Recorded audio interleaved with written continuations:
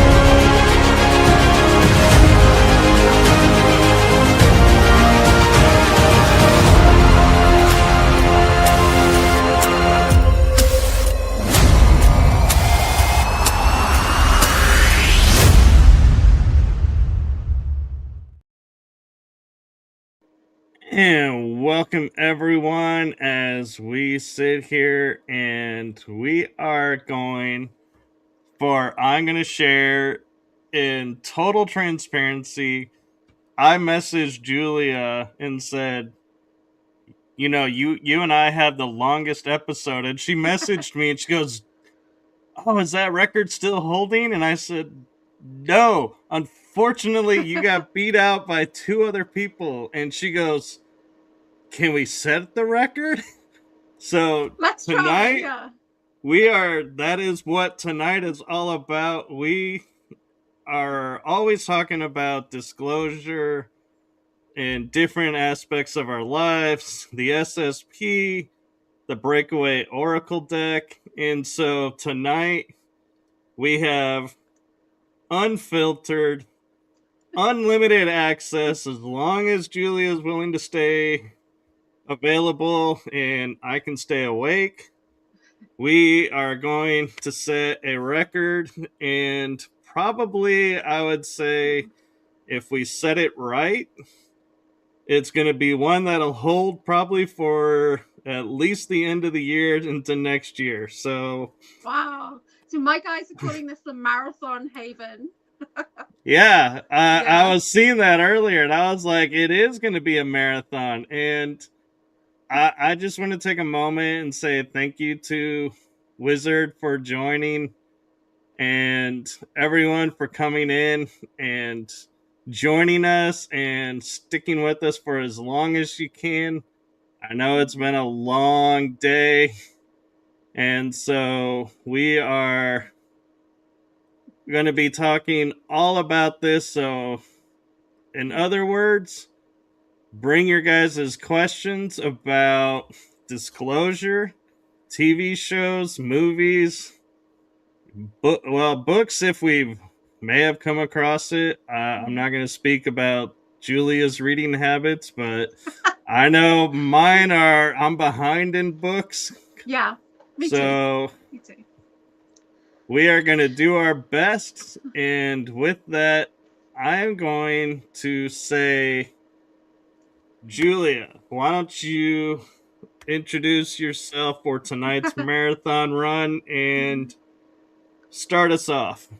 Normally at this time of day, I'd be saying that I'm AnchorHaven and this is the Mystical Wellness channel. So we're kind of like on the brother channel right now. So I am an experiencer, a mystical wellness guide. I am a sound practitioner, access consciousness practitioner, master crystal therapist. I do have some sound and crystals here with me, so I'll kick that off in a second. And I'm an Akashic Oracle Weaver, like a timeline weaver. So we will do some readings when we get into it. WFW means woo fucking poo. And this is this has come from my channel with Eva Pico and Igron have brought that into our awareness. And now it's a bit kind of like when anything's awesome, that's what we do. We do WFW in the chat. So if you guys see that, that's what we're talking about. WFW. I've got mugs made at my merch store and stuff like that. I'm going to get some t-shirts made as well. So hey everybody, thank you so much for joining us in the chat. Let us know where in the world you are, what's going on where you are, and if you've got any questions, yeah, pop them in there. Please keep it respectful. I'm not going to be answering anything too personal in the first hour. We will see. And but yeah, no, I'm open to anything. I have no filter. I really don't. It's 5:40 a.m. here in the United Kingdom. I'm in the northwest of England, in the Liverpool City region, and that's exactly the same town where Venus Safarik is from. So you've got two Scousers on the channel on the same day. That's so weird. And I was saying to her, what are the synchronistic odds that she and I were originally scheduled for Monday. She asked to do today. And not only, you know, both from the UK, but both from the same town. I'm like, that's rare, because you like, cannot script this. People in my chat who are from my hometown and who just happen to be in the typical skeptic kind of disclosure crew. But me and Venus, I only met Venus in November last year when I was hosting a pagan festival locally for Wirral Pathways, and Venus booked in. I don't even know how she booked in, whether it was like legacy booking or something like that. It was so weird.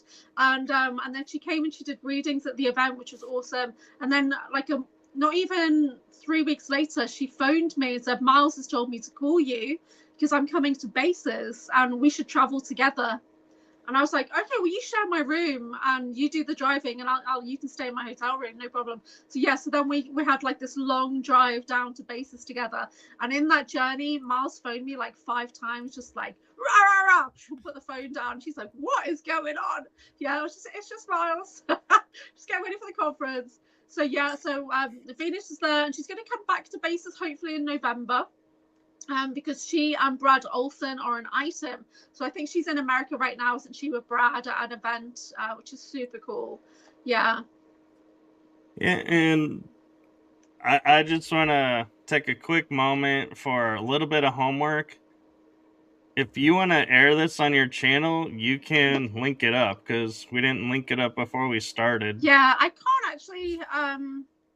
because it never lets me do it because I'm on my phone. But because you've got 2 streams going on, you've got a vertical and you've got a landscape. So some people are in vertical and some people aren't.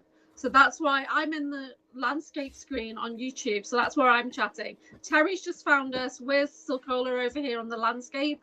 So yeah, you guys, there's 2 streams running at the same time. If you want to jump into the main one, which is a landscape view, and that would be WFW. So our other thing is Bar Ra, which is the Black Sheep Rebel Alliance, which is our crew. Basically, we are the Bar Ra.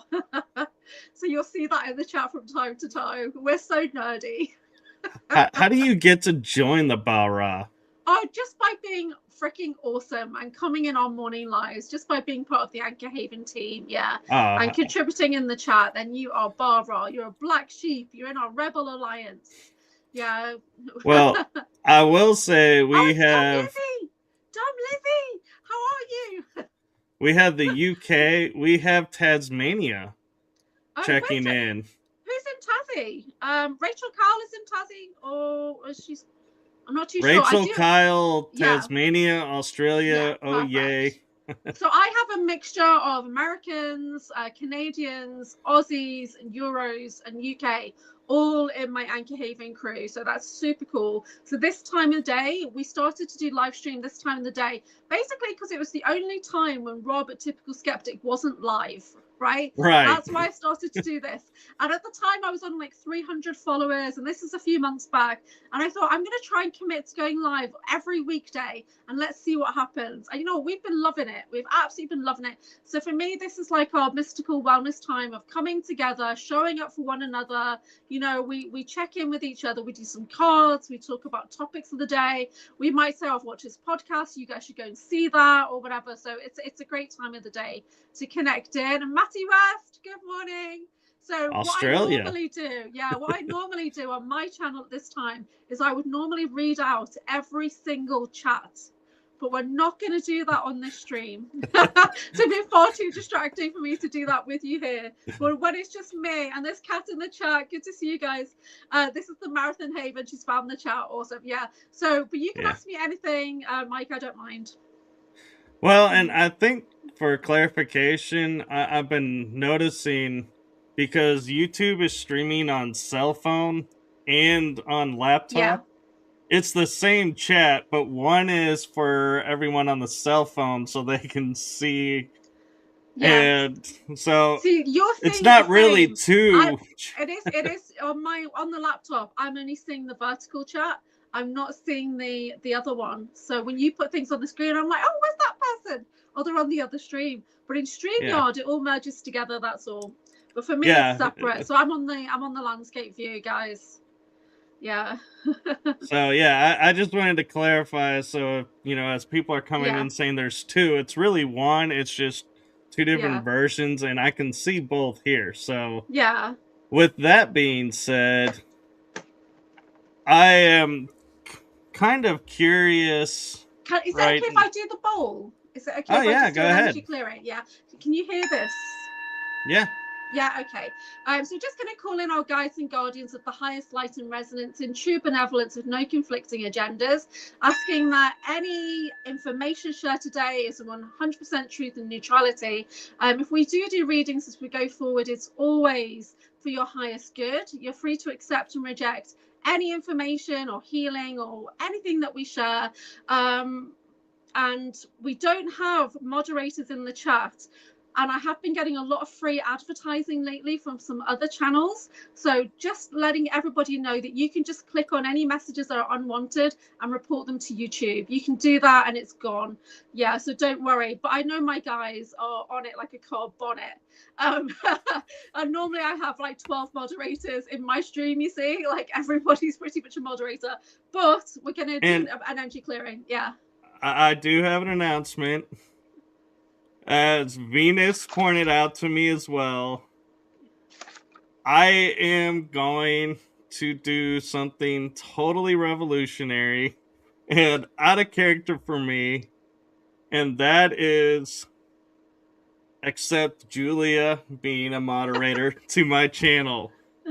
Thank you so much. That's so cool. You just need to click on my name and it'll give you the option to do that.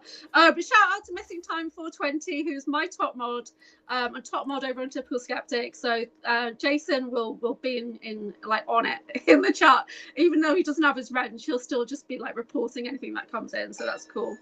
But thank you, Mike. I appreciate that. Yes, and I am going to put full faith in you to create a team that you. Yeah, me and Jason work as a team. Me, Jason, and Wu, we work as a team. So if you see us together on a thing, we generally like balance out. Yeah. So yeah, you'll have to teach me how to make moderators. You just need to click on the name. There's 3 dots there, and you'll get the option to add as a standard mod. Yeah. Okay, guys. Here's the bowl. The energy feels quite clear, which is good. It's actually not letting me.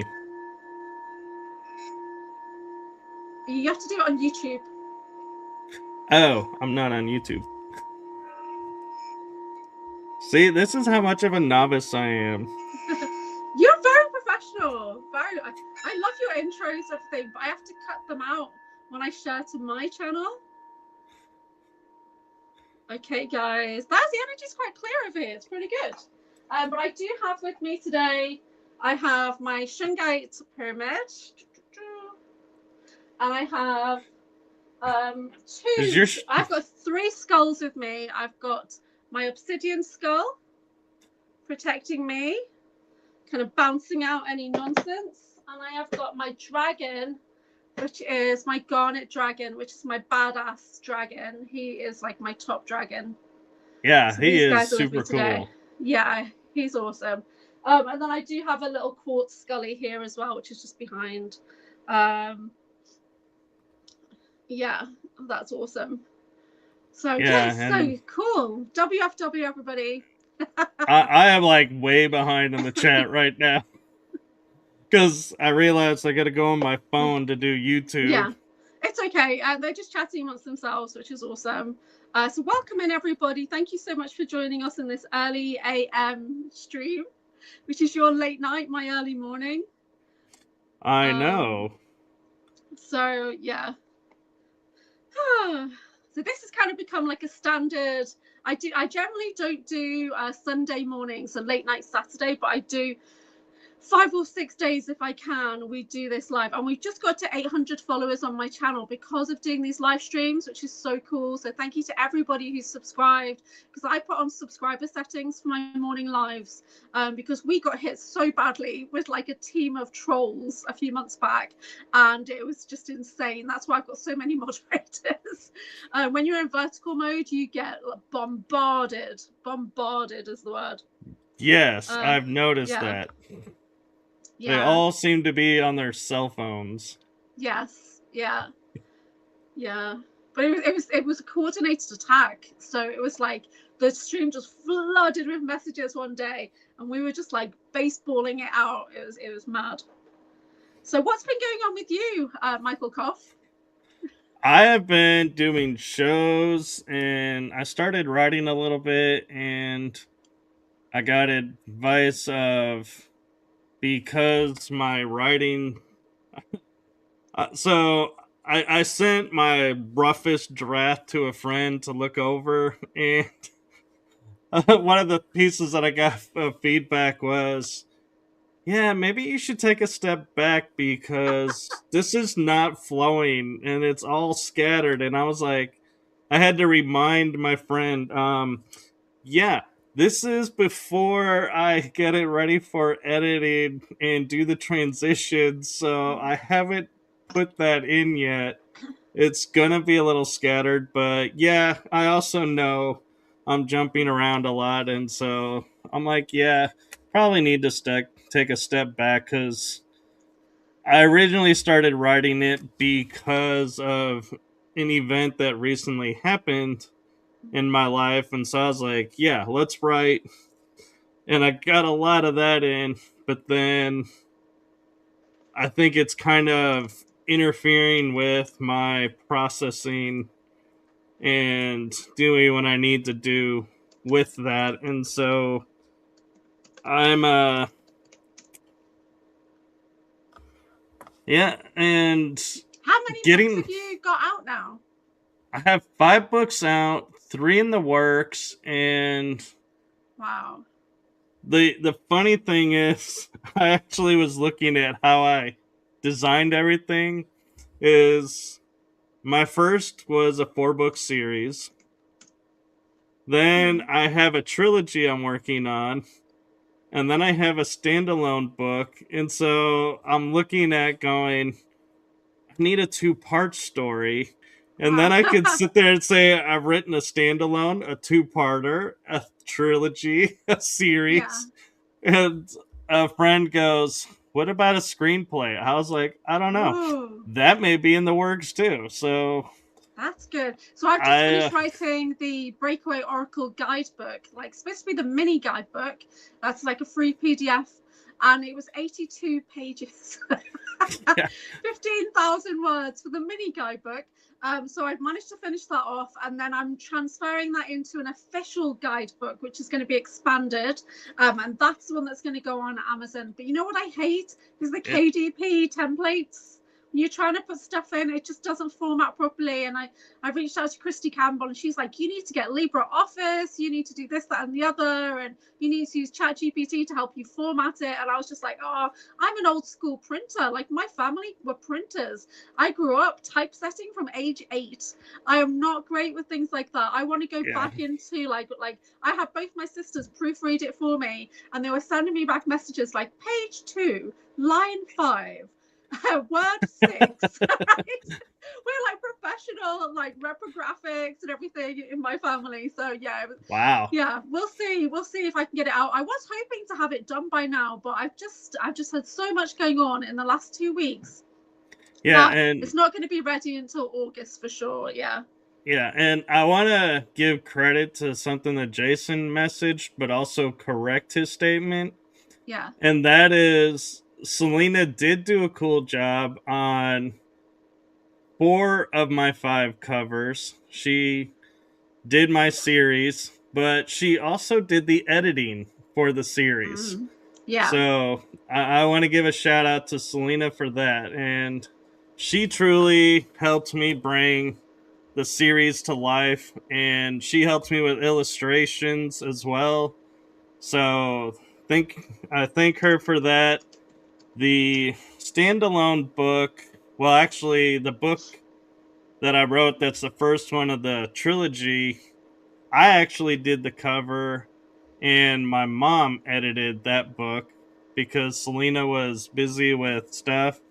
And so I am also happy to announce that I have been talking with Selena, and she has agreed with everything that's going on that she will return as the illustrator, editor, and book cover designer. She had a house fire. It was devastating. Yeah. Oh my word. Yeah. I was like, and the worst part is, it was the neighbor's side of the duplex. It wasn't her side, but her side was smoke damaged, and they were like, yeah, it's not livable. So she still had to find her own place. And no, so I think it was for the best. I think the energy, Jason said, is better in the new home and everything, so that's good. Sounds like they're getting settled now, which is awesome. And shout out to Jason for going and helping her. That was really cool of you. Yeah. And I love when the community gets together and like supports one another. But it's just too far. I'm sorry. Oh, come on. You could have swam across the pond. Yeah. Yeah. So, oh, she died. Oh, yes, she dyed her hair. And then she had to leave the house with the hair dye still on. And do you know how much that can burn your head and stuff like that? Oh yeah. Goodness.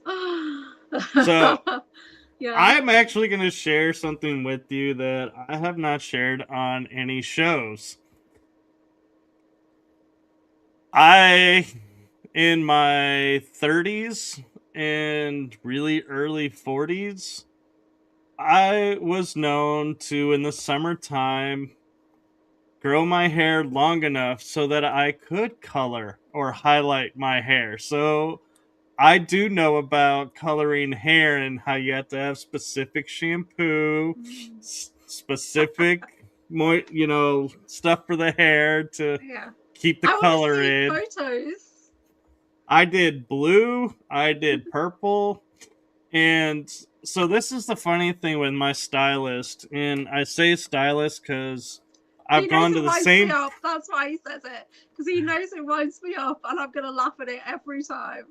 Well, that you spend 10 years with somebody, and then you're your stylist. Yeah, okay, sorry. It's over 20 years actually. I've known him for 20 plus years, and he would sit there, and he's the type of hair person that he's like, okay, if I do this, you're not going to see it, so let's not waste your money.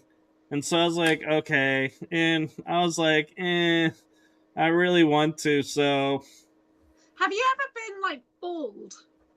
No, I have done though the military flat top, but I've never been bald. What about a mohawk? I did do a faux hawk, which is where I had short hair on the sides, but I would pull it up and it would make like a mohawk on the top, but I still had all the other hair. Yeah. And so that's why I call it a faux hawk, is I use the hair to pull up and make a mohawk. So I've not had that, but one of my alters, Jet, that's how she has been seen by Ivan Teller. And then he created this mini movie series with her because she's got a pink mohawk. And when I watched it, I'm watching this thinking, this is so familiar. This has got to be me. And then a unicorn comes on the screen and I was like, that's definitely stood it on me. And I got him to admit it live on Typical Skeptic that it was based on my alter Jet. So that's super cool. But I've had my hair in everything. So if you watch the Orphan Black TV show, I've had every single one of those hairstyles. And that's one of the reasons why I knew that was me. Because even at 17, I had dreadlocks. You know what I mean? I've had every single color, single style, except going bald. I've never gone bald. Yeah. I used to have a tail, and it would be just the back of my hair, and it went down past my shoulder blades.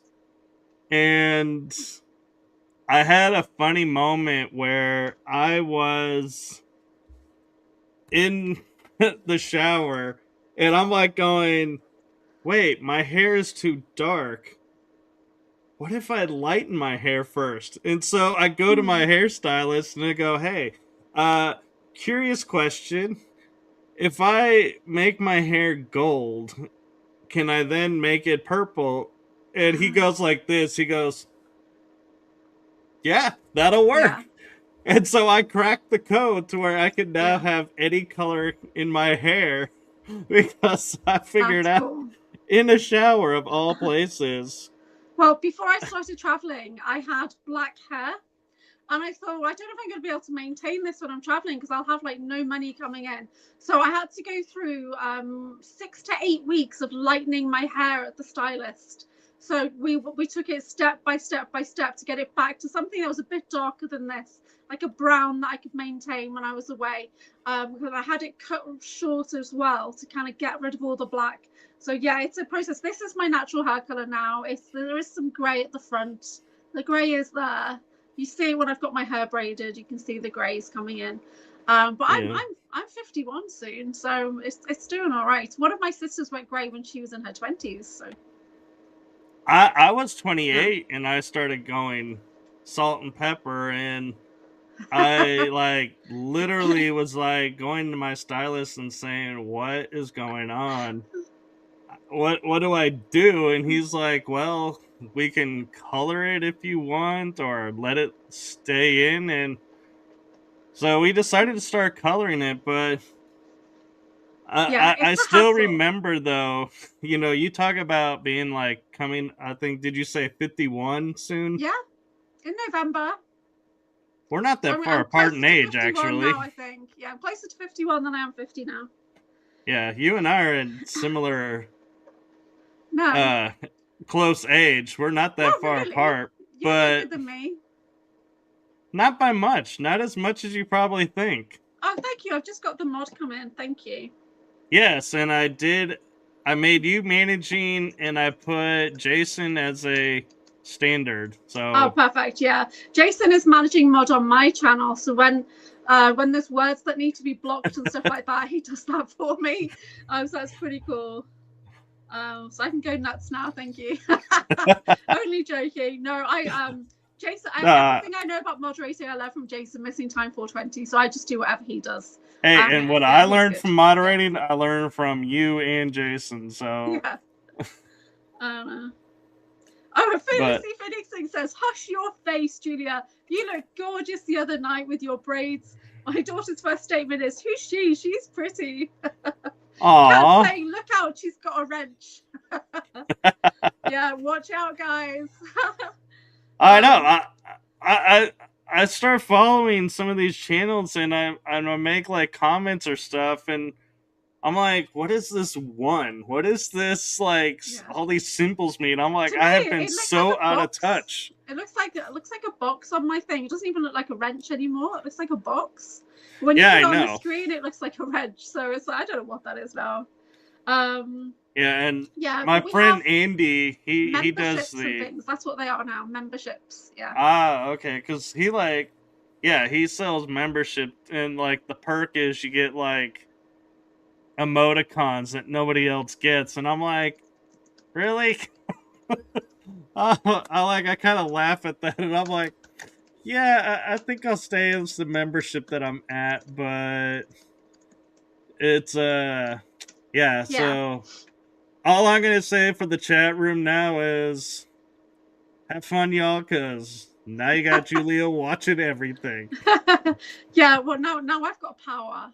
No, I'm really joking. No, honestly, Jason and I, and Woon, everyone, we try and be very diplomatic. So have your say, get it out, that kind of thing. But if is you're Wu really a moderator? off topic, hey, not yet. Oh, I was gonna say Wu's not here yet, but he is on mine. He is on mine. So if you see him come in, Wu's a great moderator. Jason and Wu, they moderate on over 30 different channels. They really do. So whenever you see us anywhere, I moderate in like 10 channels. We're basically working. We're watching and working. So we're a top fan, but we're working. See, and we're actively monitoring the chat all the time. Yeah.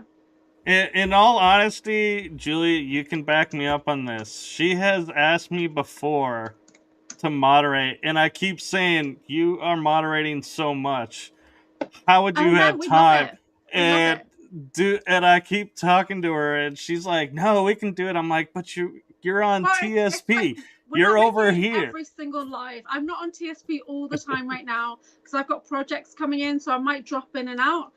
We also ghost mod, so you might not see us, but we might just be like flicking in and out of different streams and stuff like that. And there's some channels where I'm not a moderator, but I do ghost mod over there, so I'll just flick in and out to support somebody, and then if I see something, I just report it to YouTube. Yeah, so there's a bit of ghost modding going on. I just realized something. You're only moderating my main channel. You're not on my sub channels. I'm just moderating Michael Kopf's channel, yeah. Not your Tetsu, Ritsu, whatever. Tetsu and the RTTU channel. Yeah, I have 3. I have the 2 show channels, and See, Jason is mod now, and he can put in clickable links. That's one of the main differences, is that mods can put clickable links in the chat. Yeah, so that's good. Jason's fantastic for links. I love his comment though. I'm pretty sure everyone is subbed, but here's her channel.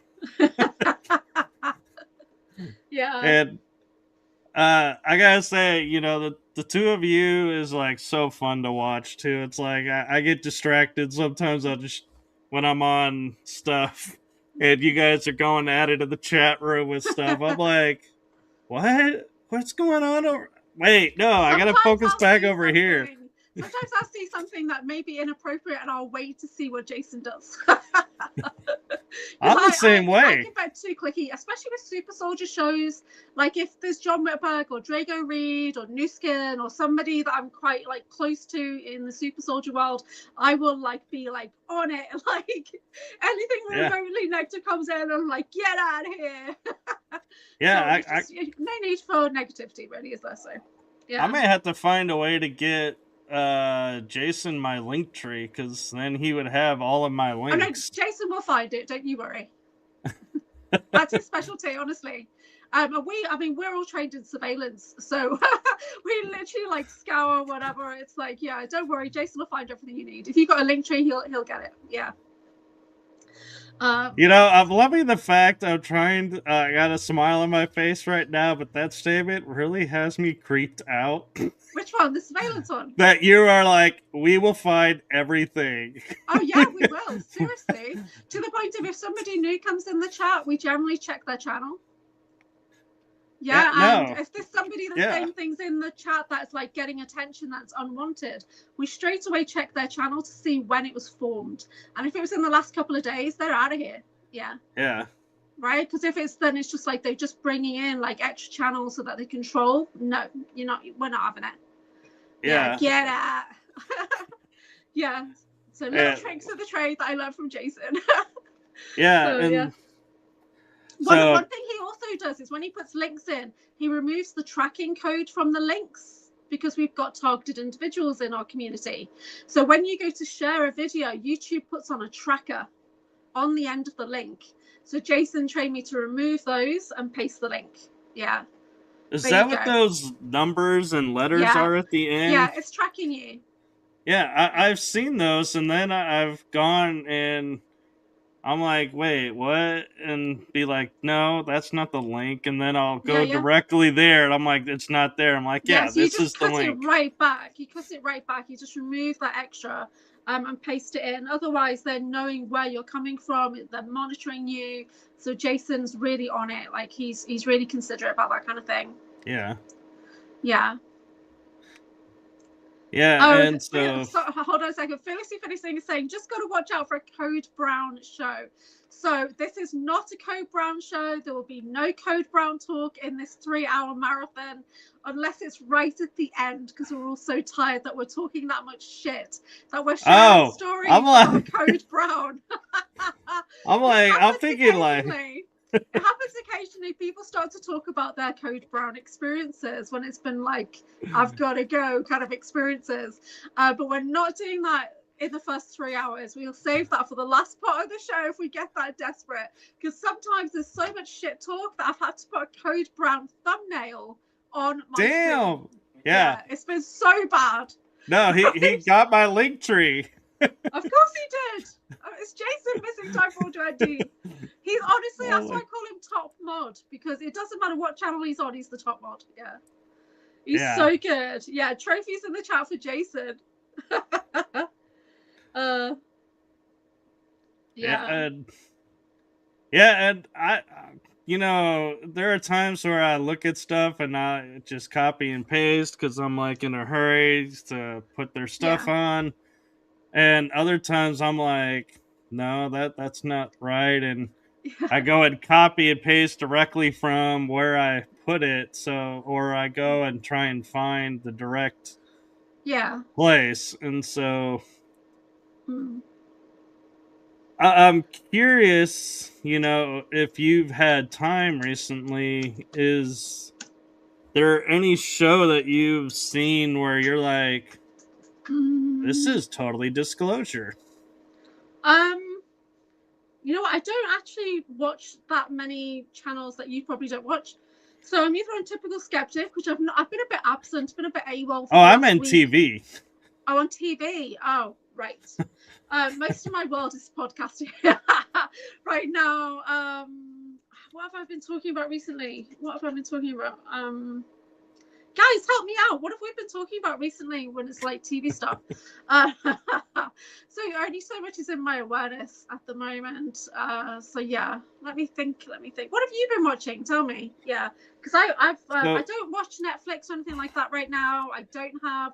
The last thing I actually watched was on the way down to bases. I was watching the Halo TV show. That's the last thing I watched. Did we talk about that? I watched. We kind of mentioned it. Doing a review on it, so he said to me, "You must watch season 1 and at least the first 4 episodes of season 2." So I binge watched it on the train through Wales, England to Wales, back to England to get to bases. And in the first 10 minutes, I literally messaged John and said, "WFW," like.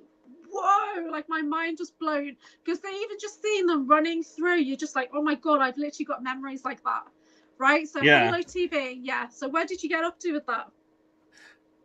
I've seen everything, and I am pissed off because Tiffany has informed me they are doing season 3, but Netflix owns season 3, and I don't have Netflix. Okay. So I'll have to wait for it to come on video. Yeah. But so I resonated with the character straight away. And where's Nathan Fox? So Nathan Fox was the only person who knew which character I resonated with straight away, because you wouldn't expect it. And actually, I see you as the sniper. Okay, thank you, but that's not me. But straight away I knew who I was, because I looked exactly like that when I was 20 years old. I had short blonde hair. I used to dress all in black with like a little black jacket and everything. And I'm the Dark Prophet. That's literally me as the Dark Prophet in that show. I can't remember what she's called now. But that one that she speaks the alien language. So that's me. Oh, the girl. The girl, yeah. The twin one, yeah. I totally can see that. Yeah. Where she's like, she's human but not human. Yeah. I knew it's me because she looks exactly like me at that age. Plus her abilities, when she's got the light that comes out of her finger. So I've got plasma light abilities the same, but mine are natural. Hers is like an implant. And then she did those worms. Those orange worms. And I've seen that kind of thing. Talked to Dr. Amir about it, and he said, yeah, that's you. Yeah, Master Chief's sister. Yeah. Is it really his sister? Well, that's what they're making. That's what they're making it look like. He goes to bed with her, right? That's not his sister, No. right? The one from the dump, and then she gets picked up and taken. I didn't think that was his sister. I don't know. No, it's they both were taken, and they make it look like they're brother and sister. Yeah. And they're watching. I don't remember them getting they did have a romantic scene, which I thought was like, why is this even in? Like, get it out. Like, apparently I missed that one. Apparently I missed that part of the scene. Although, because people do. Oh, there's Nathan Fox. Hey, Nathan, thank you. Yeah, he's coming in. Present. And yeah. So, but Nathan was the only one that guessed that I was that dark prophet woman. What's her name, guys? I forget her name. Yeah. I can look it up here in a second. But yeah, that's based on me for sure. But the main character, Master Chief, that's like an amalgamation of all Super Soldier, and the same for the female one. They're just like, that's just representing all of us. But the Dark Prophet woman, that's directly taken from my alters for sure. I see how with a bioweapon with a green type of cylinder on top of a gun that doesn't work like a standard operating gun. Not sure what that is. So they're saying he doesn't have a sister. Says, yeah, the character's called Maki.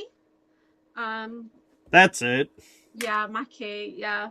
So I'm sitting on the train, messaging one of my mates saying, what the actual, right? And then I'm watching this, like, surrounded by people, like, going into, like, overwhelm, like, oh my god, watching Halo. Trying to integrate that on a 6-hour train journey. But it was fine. Yeah. It was exhilarating, actually, to be able to see things. And there was a moment where he walks through the battlefield and he's got that AI woman in his head and he's seeing her projections. And that, I said it in my talk at Basis, that's the closest of what I can describe the connection that Drago Reed and I have. When he's on the battlefield and I'm on a ship and I'm sending telemetry, we have a shared vision that's not dissimilar to that. Right, so I'm not AI, but we're linked in. So we're both seeing and we're sending out these concentric circles of energy, like mapping the battlefield. Yeah. So that's the kind of dyad bond. That's what I was talking about in my presentation. That's what makes us different to just, trauma twins working together or whatever. We literally sync the energy to power up that kind of power, that ability. See, and what's interesting is for me, the character I relate to, and it's for three reasons actually, is Master Chief, and it's not the reasons people think. Okay. So the black Nano suit that's in the intro, I'm like, I recognize that. It's like the first time I saw that in the promo intro, I was like, holy hell, they have our suit. And it's like, and the way it comes on, and yes, I did say Cortana, and that is the second reason. That's right, isn't it? The AI woman, that's Cortana, yeah. Is Cortana, and I have memory of having like a version of something in my head where I could see what's around and hear and be like, get help about stuff. And the third one is when he would touch the ancient stones, they would light up. And I remember having that ability of my energy activating stuff. Yeah. And so that's where I was like, I know I'm not Master Chief, but those three parts, I was like, yeah. Yeah. Like you're saying, it's amalgamation. We can all resonate with Master Chief, and was it Kai, the female super soldier? We can all resonate with both of those. There's going to be aspects of the things they do and say and look like we know that we've been like that. But do you remember touching artifacts then? Do you remember specific artifacts? I do. Yeah. And it would be like certain things, like I would touch them and they would feel like they came to life. And it's like, yeah, you had to have a certain aspect to yourself to operate this. And I even you're gonna laugh at this, Julia, but Mhm. I would always imagine like I had a pistol on my side, but my sidearm was DNA coded to me. So Yeah, anybody who picked it up could not use it, but then like I would pick it up and then boom, they're gone. And yeah. I'm Well, like, I yeah, know New you don't. Skin has mentioned that. New Skin's mentioned about the DNA encoding on weaponry on one of my shows for sure. Do you see that question about who would you rather be, Batman or Iron Man?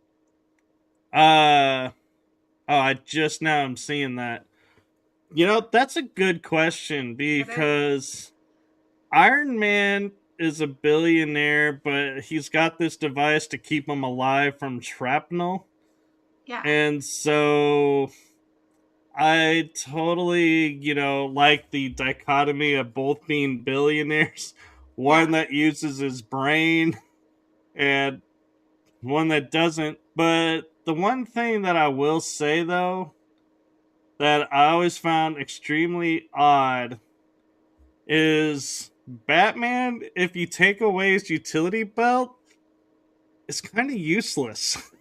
There's that He's like movie. he's good with the fist fight, but Yeah. beyond that, or to solve a puzzle, Yeah. but otherwise, it's like he's just space on a board, so to Yeah. speak. So Where in that Iron Man, movie, he's he got goes to like get the he could Flash. fly.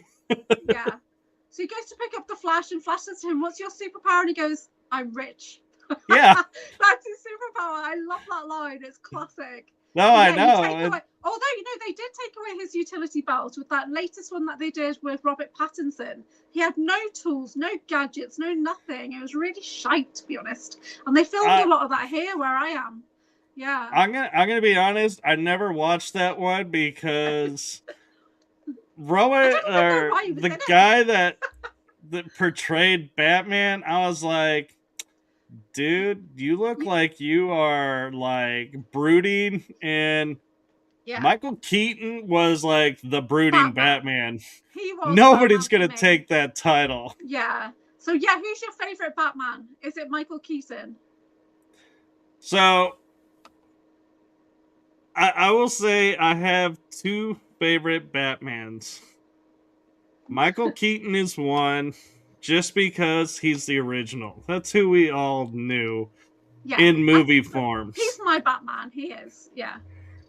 But I will say, and I know this is going to be a little controversial, but Val Kilmer kind of Ooh. had the playboy, rich boy side of Batman down. Yeah. But it's like the writing, you had to work beyond the writing. It's like you had to look at their personalities. I was like, Yeah. those two had the best personalities to the comic version of Batman, because you have Bruce as rich boy, playboy, just going out about town, spending money, doing whatever. Val Kilmer is a perfect version of that. Hmm. Brooding, I would say Michael Keaton, but I would say the Batman, though, Batman as himself, I gotta give it to Christian Bale.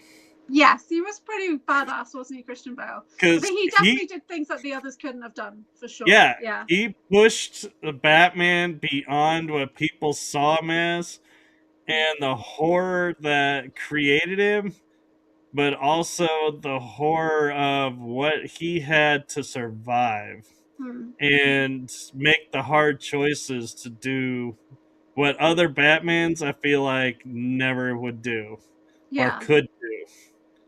So when my son was growing up, he saw the Iron Man. Was it Iron Man 2? I think it was. He saw the box set for the DVD was this metal tin with the face on of the suit, and he was like 2 years old, and he wanted me to play it every single day for a long time. And I'd have to fast forward to the fight scenes, and then they used to do he used to do kind of like the Batman. We used to do Iron Man voice, but there was a particular scene with War Machine and him, and have their hand up, and he'd be saying to him, "Put your hand down, You want to be the War Machine? Take your shot. And my little 2-year-old dressed in an Iron Man suit that I had to get tailor-made for him, like a pair of pajamas in India. And he started, and I got him a gauntlet. He had an actual gauntlet that made sound. It cost me a fortune in India, it really did. But he'd stand there with this little mask go, put your head down, want to be War Machine? It's the cutest thing ever. It was so super cute. But yeah, for me, it's Iron Man all the way. It really is. I love Batman, big respect to Batman, but not the new stuff. And the weird thing about Robert Pattinson is, he's actually in the SSP. I didn't know that, but one quick thing about Batman, I'll say one last thing about Batman. And another reason why I put Christian Bale as my Batman persona is that scene when he is in the Batcave and all the bats just circle around him and he faces his fear.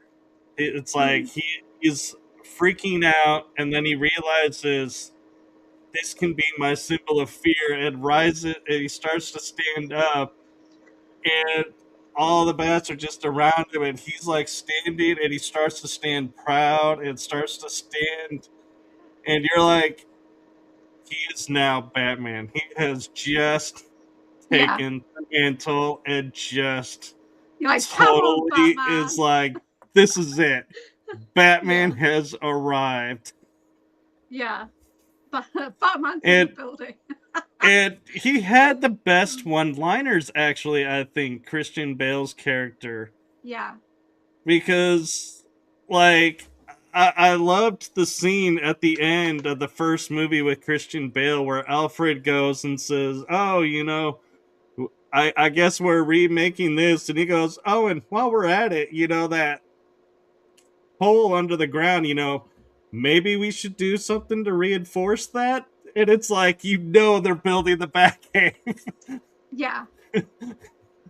But the way he says it, it's like, that would be the perfect way to code that for anybody who's in construction so they wouldn't know what you're doing. Yeah. The first time I saw Iron Man, I was in Malaysia. That's where I remember going to see it, because the cinema was practically empty. It was weird. And that was so good. And then when I went to rewatch everything back in India, you won't believe how much noise and people were standing and shouting. And I've never experienced anything like going to the cinema in India. Yeah, it was so good. Yeah, Nathan Fox is talking about bioweapons or bio-encoded weapons. Yeah, and... Yeah.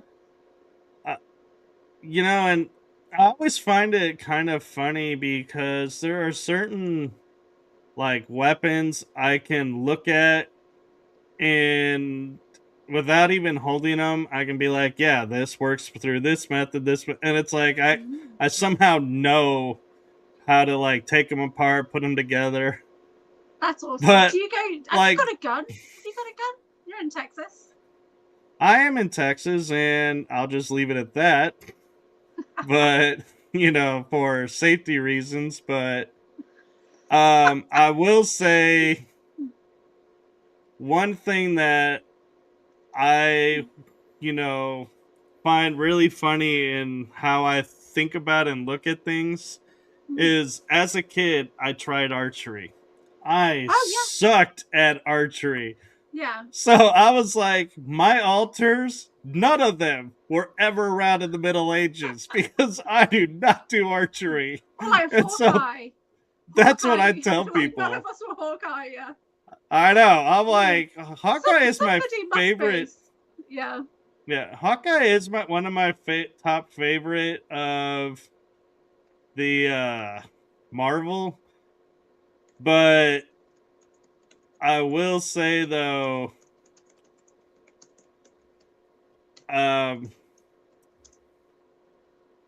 archery-wise, I think, though, the reason I wanted to think of archery was Robin Hood, because everybody grew up with that story, and that's what he was famous for splitting the arrow, and be like, how cool would that be? Because nobody can really do that, and it's like, yeah. But Eric has another Batman type question for us, and that is, The best Joker is question mark.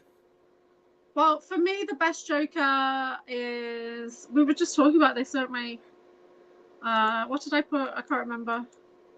Checking the chat to see what my thing was. Oh, Heath Ledger. Heath Ledger was the best Joker by far. Yeah, he was. So yeah. I'm actually going to agree. It was just terrifying. I'm going to agree, but also disagree with Heath Ledger. Heath Ledger was dark.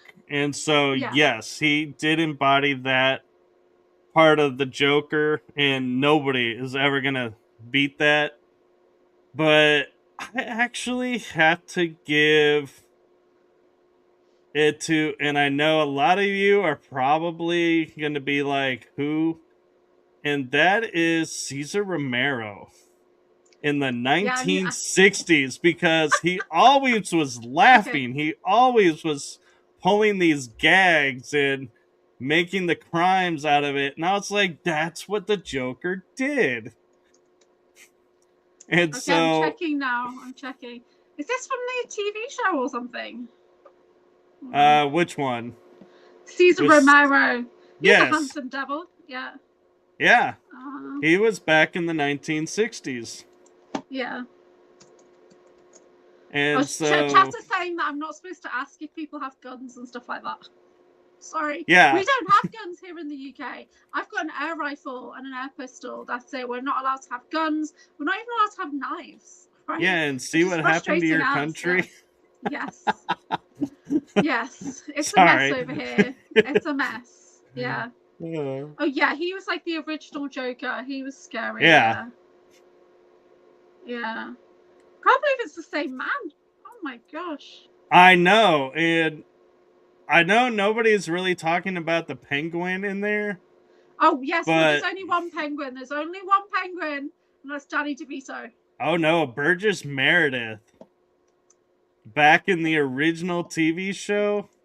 Oh my gosh. He had the walk, he had the like kind of laugh, and his pipe or cigarette sticking out, and he just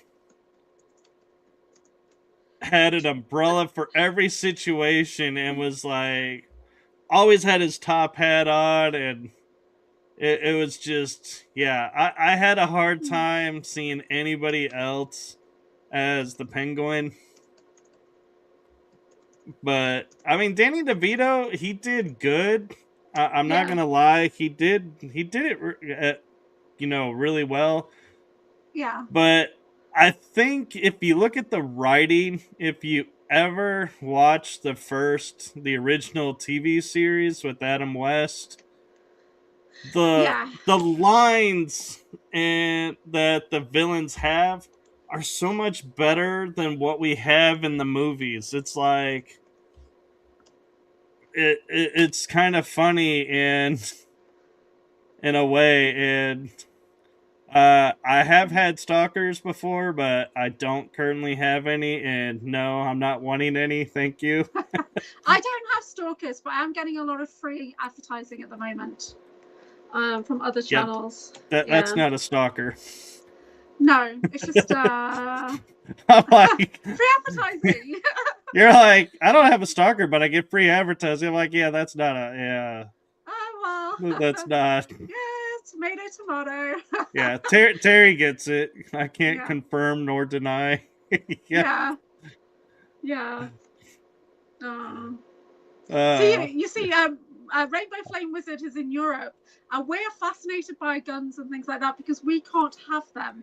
So yes, we're going to ask inappropriate questions because we don't have them over here. We've got air guns, air rifles. Yeah, and I like Terry. Air rifle. I did choose one that was similar to something we would have in the SSP, but I've not unboxed it yet, which is the weirdest thing. So yeah, it's just sitting there. I will say, as a kid, and in my 30s, actually in my 30s and in my 40s, I have shot BB guns. Yeah. And I was pretty good with those. So I always felt like That was some muscle memory that came out with that. Yeah. Well, this is one of the things that when I first met John Whitberg, kind of reconnected, because we know each other from the breakaway. That's one of the first questions he kind of asked people. So, do you have an affinity for guns and weaponry? Just somehow you're like an amazing shot at this kind of stuff or whatever. So there's muscle memory that kicks in, And well, so I would like to know. Sorry, go on, you answer, and then I'll talk about Catwoman. I was gonna say, talking about weapons. I have swords. I have katanas. I have a Viking sword that was gifted to me, and I was told not to sharpen it because then it is deemed illegal. So that's how close to real it is. I have a Sparta sword. I have Excalibur type sword. And so I do. I even have a sword that I put it on my back, and it comes out as two katanas that I can combine into one double-edged katana. And yeah, That's awesome. Katana is one of my more favorite. I only have like cosplay swords, and I did a retreat a couple of months ago, which was about stepping into your empowerment and working with Sword of Truth. And I laid out all these cosplay swords on the ground, and the ladies came into the room and they thought they were real swords, right? That's how good they were. And they're looking at them thinking they must be really heavy. And I was like, no, really light. And we started doing like swordplay. But it was about kind of like freeing yourself, feeling like, okay, I can do this. I can step into my power. I can hold my sword of truth, that kind of thing. So I've got some in the corner there. But I don't have any real swords. I've got a wooden one that I got from Ireland. But I do need to get a nice sword, a nice dagger. There's a Merlin dagger that I'm looking for. So if anybody finds it, let me know. And it's probably, it's only maybe it's like a 7-inch blade or whatever. But it has a flame blade. Yeah. Wow. Entertainment purposes only. Nice. My Wonder Twin got me that. Oh wow, that's so cool that you still call her Wonder Twin. Well, it's one of our titles. Wonder Twin. It's one of the titles we use for each other. Yeah. So let's talk about Catwoman, because for me, there's only one Catwoman. I do respect all Catwomen. I think they're all good, but for me, it's Michelle Pfeiffer. No, it's funny because here we have a connotation of any woman who is like single and has like 7 or 5 or more cats in her house is a Catwoman. Cat lady. And you're like, lady. I respect all cat women, and we're like, yeah. Cat lady. Okay, that's the crazy cat lady from The Simpsons where she's throwing cats at people. I'm not talking about crazy cat ladies, although shout out to all the crazy cat ladies in the chat right now. And if I had some cats, that would be me. I'm talking about Catwoman. Michelle Pfeiffer as Catwoman. Come on. That was amazing. She did all that whip work herself. She's very handy with the whip. Yeah, I am going to say, yes, Catwoman, Michelle Pfeiffer. But I'm also going to say, and this is before your time of Batman, going back to the original, Eartha Kitt had the seductress side of Catwoman down. And nobody has been able to get even remotely close to that level. She's a special lady, wasn't she? There was an interview that she did with Michael Parkinson, I think it was, or something, or it might have been Terry Wogan. I think it was Terry Wogan here in the UK, and she literally takes off her shoe and like sticks it in his lap and everything. Like puts her foot in his lap, and she's like, oh, I can't do that. Yeah, but amazing. Yeah. The other one, God, it's like I enjoyed watching her. Because she put the fun in Catwoman. There was a second one, and her name is escaping me. If you know it, if it's in the chat room, let us know. And let me do a quick search on this. Julie Newmar? That's it, Julie Newmar. Okay. 1960s Batman TV series, 66 to 67. Yeah. There was 2 Catwomen. Oh, apparently there's been 8 Catwomen. 8. Oh, there has been, because Halle Berry did it. You know what? I actually thought Halle Berry's movie was good. I enjoyed that movie. I know it wasn't very well rated, but I enjoyed the movie. There's quite a few bits in it that I thought, wow, I really resonate with that. Yeah. Sorry, I'm looking at Justy saying Michael the Ninja Turtle. Or Blade. Blade, I will admit, if I could get a hold of his sword, I would, because I love the feature. You had to unlock the handle, because if you didn't, blades would pop out and just blow your hand off. Yeah, Blade is a classic movie. If anyone's not seen the Blade movies, go and watch them right now. I'm not joking. Because even the soundtrack, I listen to the Blade soundtrack all the time because it's trance music. When they go into that kind of thing, they've got the blood coming down. Oh, although classic. I will admit. Oh, hey, Woo's here. The last Blade movie, I'm kind of sorry. The one that. Where I might have missed a couple. It was, I'm not sure if it was the last one or second to last one, but what's her name? Is it Jessica Biel? She's like got these headphones in her ears, and she's like Whistler's daughter, and it's like everybody seemed really campy except I remember that. I don't think Blade. I've seen that bit. Yeah. And I'm a little upset they're doing a new Blade, and it's not Wesley Snipes. Who is it? Because it's time they did a new Blade, for sure. I forget who they're using, but let's see. And they're going to I think they're looking at restarting the whole series, and I'm like, oh, I remember this guy. I remember this guy from a few things. Okay. What else has he been in? Mahershala Ali. No, that's the thingy. That's the woman. So who's the man? Jason, help me out. Or is that the guy? I don't know. You know, it's really bad when you're looking at a picture and you're like, no, is that the guy? Ali. Yeah, that's the new Blade. He's the guy. Yeah, he does look good. Yeah. He's been in a few movies. Yeah, but I mean, when you have Wesley Snipes, it's like, come on. You know which Wesley Snipes movie I love? Demolition Man. Yes, the shells. Sick. Oh. Yes. Rob Schneider with the shells. What's with the 3 shells? Who knows? Nobody still knows what's with the I shells. know. I need to ask John Whitberg if that's something from a breakaway colony. So what do you do with the shells? Like, oh, yeah, that's hilarious.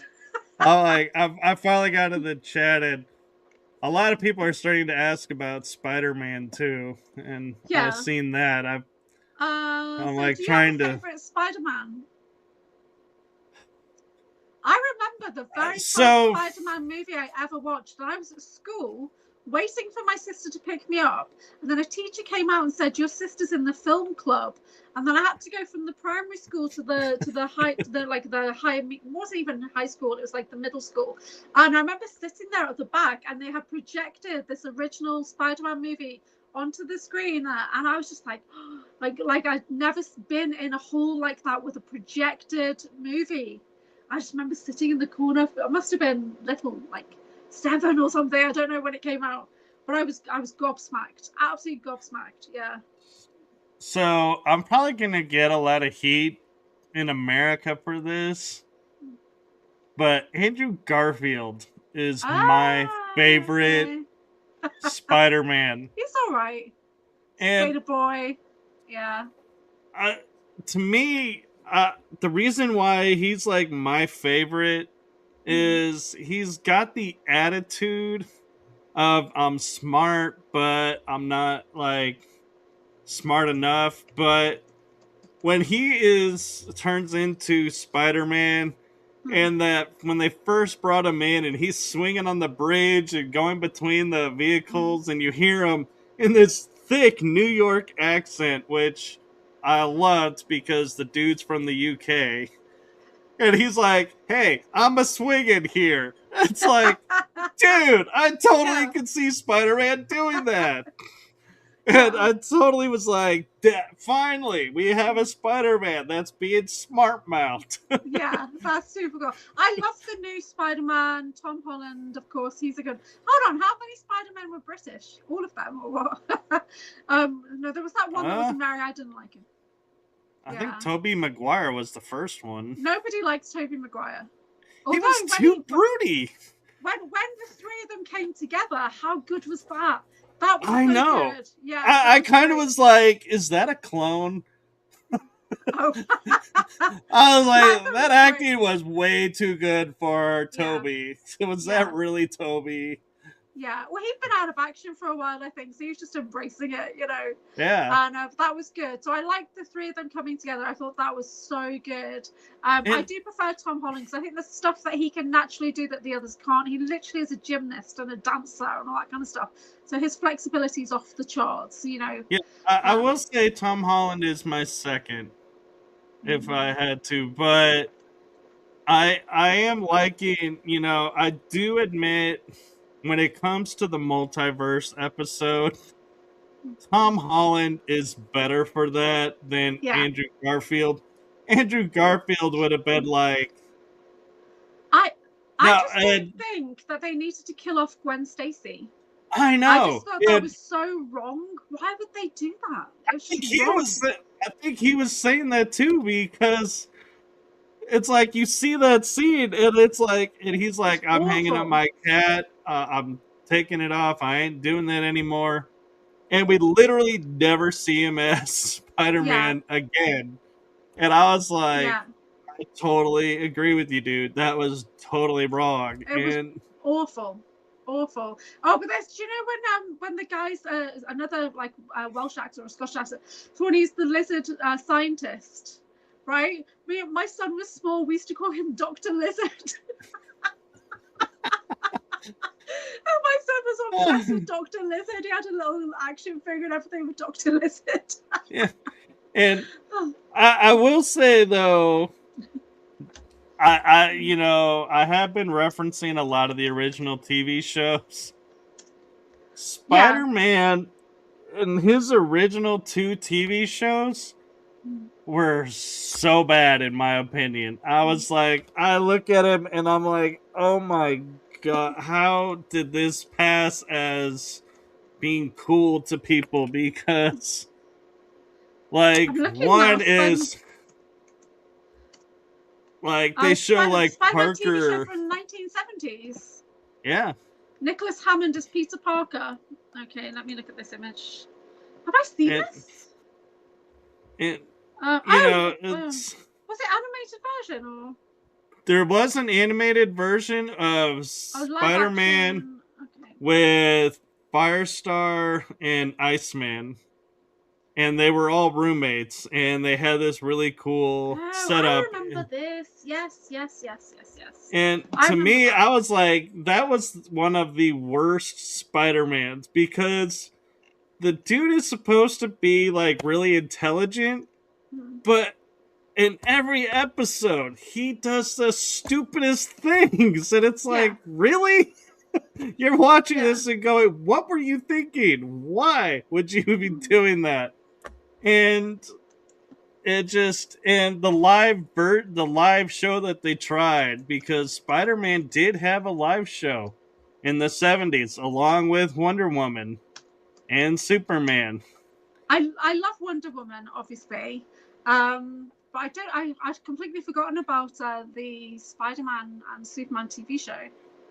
And I was like, yeah, it's like, I remember watching the Spider-Man and thinking, yeah, it was kind of cool, him crawling up the screen, but now that we look at it, it's like, I can't help myself but laughing and going, yeah, it looks like all they did was turn the camera so that it looks like he's crawling up a window and he's actually just walking. across. Yeah. Is probably what they did. I was thinking about from the Tobey Maguire original movie, quote, the best quote ever: with great power comes great responsibility. That is just classic. Did that come from the comic books, do you think? Or was that just in the movie script? Yeah. No, that's from the comics. And I will say, though, in sad reality, my favorite scene of all the Tobey Maguire ones is when Mary Jane is coming out of the theater from her performance, and Spider-Man is hanging from a thin strand of web, and she pulls the mask just out halfway to kiss him. And I'm like, seriously? The dude is holding on, and your response is, I'm only going to pull it here. I was scene, like, though. I know, it's a classic scene. And why is it classic? Because it was like raining and you can see her nipples. That's why. Oh, yeah, I wasn't going to go there, but yeah. But that's what people remember more than the kiss, I think, was that, oh, look, she's in a wet t-shirt. But to me, though, what the reason why I say, it's, yes, it's the quintessential kiss scene where, yeah, but I'm like, part of me goes and says, okay, in reality, she's ripping that mask off. Yeah. She got it halfway, right? It is totally coming off. You would want to know. Yeah. But to me... Or maybe she's like, just keep the mask on. Yeah, she's like, I know who you are. Take everything else off. Put the mask on. It's like mystery. I was watching a Hogan's Heroes, and like 3 of them were with the Russian spy lady, and the little French guy takes his mask off, and Hogan takes his off, and the American guy goes, "Here, do you want me to take my mask off?" And she goes, "No, put it back on." And he's like, "Sorry." Yeah. We need a little bit of mystery, thanks. Yeah, it's like, put it back on. Put it back on. You actually look better with that on. Shout out to Dan Guest, he's in the chat, who's like nerding out now. So you talk about comics? Oh my god. Yeah. But yeah, and I will say, I find it interesting. Somebody mentioned Super Friends, and I have actually been watching Super Friends again, and I have to say, I find it so interesting, and I'm wondering how many people in the chat room, or Julia, if you've come across them, watching Johnny Quest from the 60s, the Fantastic Four from the 60s, and Super Friends, all of the freaking disclosure that was in those cartoons that we never saw the first time we watched them. Like, I have gone back and watched, and I'm like, there's Mole Men, there's Ant-Man, there's, all of these, like, inner Earth creatures, and I'm like, how did the cartoon systems have that pulling in? I'm just checking, did it release in the UK, Super Friends? Because I don't remember it, to be honest. Well, there were several versions of it. There was Super Friends, then there was Challenge of the Super Friends, and then there was another version of Super Friends where they had the goofy Wonder Twins in it, and I can actually say that. And then there was the other ones, and sorry, I'm a little distracted by what's going on in the chat room, that there's these black bars. Hold on. Black bars? Yeah, it looks like I can see Wizard saying, I used to watch the 60s cartoons, and there's a space, and then it says Eric, Slyle. That one was for you. And I'm like... That's for Sokola, yeah. No, I know, but I'm like, why is there a gap between those two messages? I don't see the gap.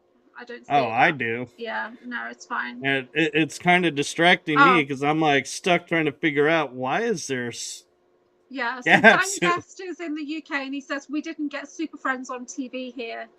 So there we go. So some Wizard of them Wickus says Wonder Twins powers activate. Yeah.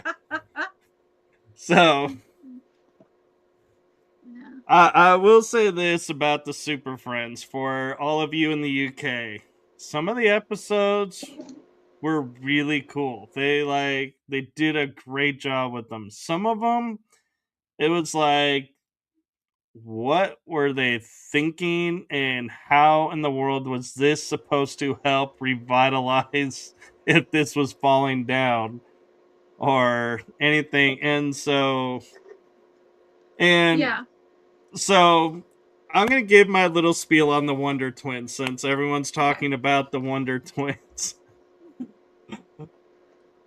My twin and I, we spent like 3 or 4 nights laughing our asses off on the Wonder Twins because we went back and we started watching Super Friends where they were on, and we were like, these are 2 of the dumbest superheroes, and this was the reason why. They are in the Hall of Justice. They are being told there's an emergency happening on the other side of the planet. So they go, Wonder Twin powers activate, form of a seagull. And then she opens her mouth and her twin brother goes, form of water. It has to go into the seagull's mouth. And she picks up the monkey on the way and flies him to the spot where the trouble is. And I was like, the funniest thing about it was the guy of the twins, the male of the twins, always turned into ice or water. And it would be like, it didn't matter what the scenario was. And his sister would always turn into an animal, so it was really helpful. But there was one episode where she turns into like an eagle, and he goes in the form of water. And so Gleek, the monkey, goes and grabs a bucket so that they can carry off and go to the spot in water form. And I'm like, dude, did you guys ever think about maybe waiting until you got there and like doing this? Or he would be like, oh, someone's trying to escape. Well, I'm going to create myself as a sheet of ice. Yeah. Everybody starts slipping and sliding around, and the hero and the villains gets away, and he's like, I'm so sorry. I'm like, what were you thinking turning to ice? It's like, dude, really? That's what I was just thinking about the first time I ever saw anything to do with aliens. And we're here in the UK, we had a cartoon called Super Ted. Are you familiar with that? No. Super Ted and Spotty. So the Teddy was a superhero, and he had this alien friend who was just like a long thing with loads of spots on him. Dan will know what I'm talking about. You can Google it. But that was the first time aliens came into my awareness, and I was quite small at the time. And then I'm just laughing at your description. It's this long thing with spots on, yeah. So, but after that, it was Alf, alien life form. Oh, I knew Alf. Yeah. Alf in the 80s. That was a cool show. And the cartoon wasn't that bad either.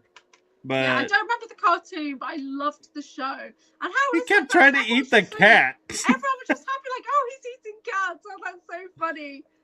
What? Yeah, he lived in the garage, didn't he? Yeah. So he could get away with saying outrageous things, and everyone just thought it was hilarious in the 80s. Yeah. Yeah. Yeah. Yeah, and I'm like, though, I will say Aquaman on Super Friends, I'm sorry, he was like the second... Aquaman? He was the second most useless superhero on the team, because if he was out of water, they're like, Well, yeah, we can't rely on Aquaman for anything. He has to be in water for his powers to work. And if he's not on water, then he's really has no benefit. Oh, what do you think about the current Aquaman, Jason Momoa? So that's where I was going to say is the Jason Momoa actually is like my second favorite Aquaman. Yeah. My first is a toss-up between the two that were played on the CW shows. I think Flash had a version and Smallville had a version. But they were like teenagers and they were doing their stuff off the ground, on land. Yeah. But like feeling really cool when they got in water and like, yeah, this is who I am. And they weren't in the traditional outfit. Aquaman, though, with Jason Momoa, I love the story how they have him on land and he's just as powerful as he is in water. Yeah. But he does get a little bit of a boost in the water.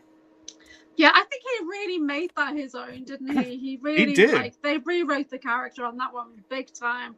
And even from the very first scenes where he's like in the submarine and everything, just so good, Aquaman. And I did like Jason Momoa before that because he was in Stargate Atlantis as Ronan Dex. Great character there as well. Yeah. Fantastic character.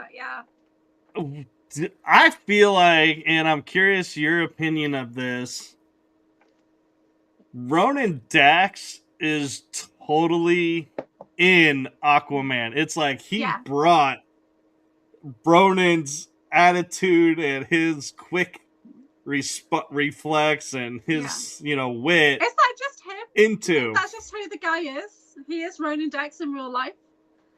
Right? I would say it probably is. Yeah, he's just cool AF. He really is. Yeah. And there's not that many people that you'll see me go, who? And it's like, well, yeah, if I had a crush on anybody and I would want to meet them in person, it would probably be Jason Momoa. Yeah, it would be. Yeah. Sorry. Yeah. So, Jason Momoa, whoa, chicky, whoa. Who he can tickle my fancy any day, says Rachel Kyle. You've got to do that in Australian accent as well. You can tickle my fancy. I can't even do it. Yeah, I'm trying to work on my accent. Hold on. I'm trying to work on my Texas one. You can tickle my fancy. That's more American than Texan, but yeah, it's getting there. My Texas, which is like, Lord have mercy. Lordy. Oh, I can tickle my fancy. I can't do it. I can't say mine in Australia. Hold on.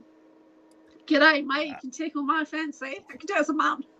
I'm trying to get my mind into the accent because sometimes I can do it, and you whacker. I'm like, Spider Mike keeps trying to get me to say these like you whacker.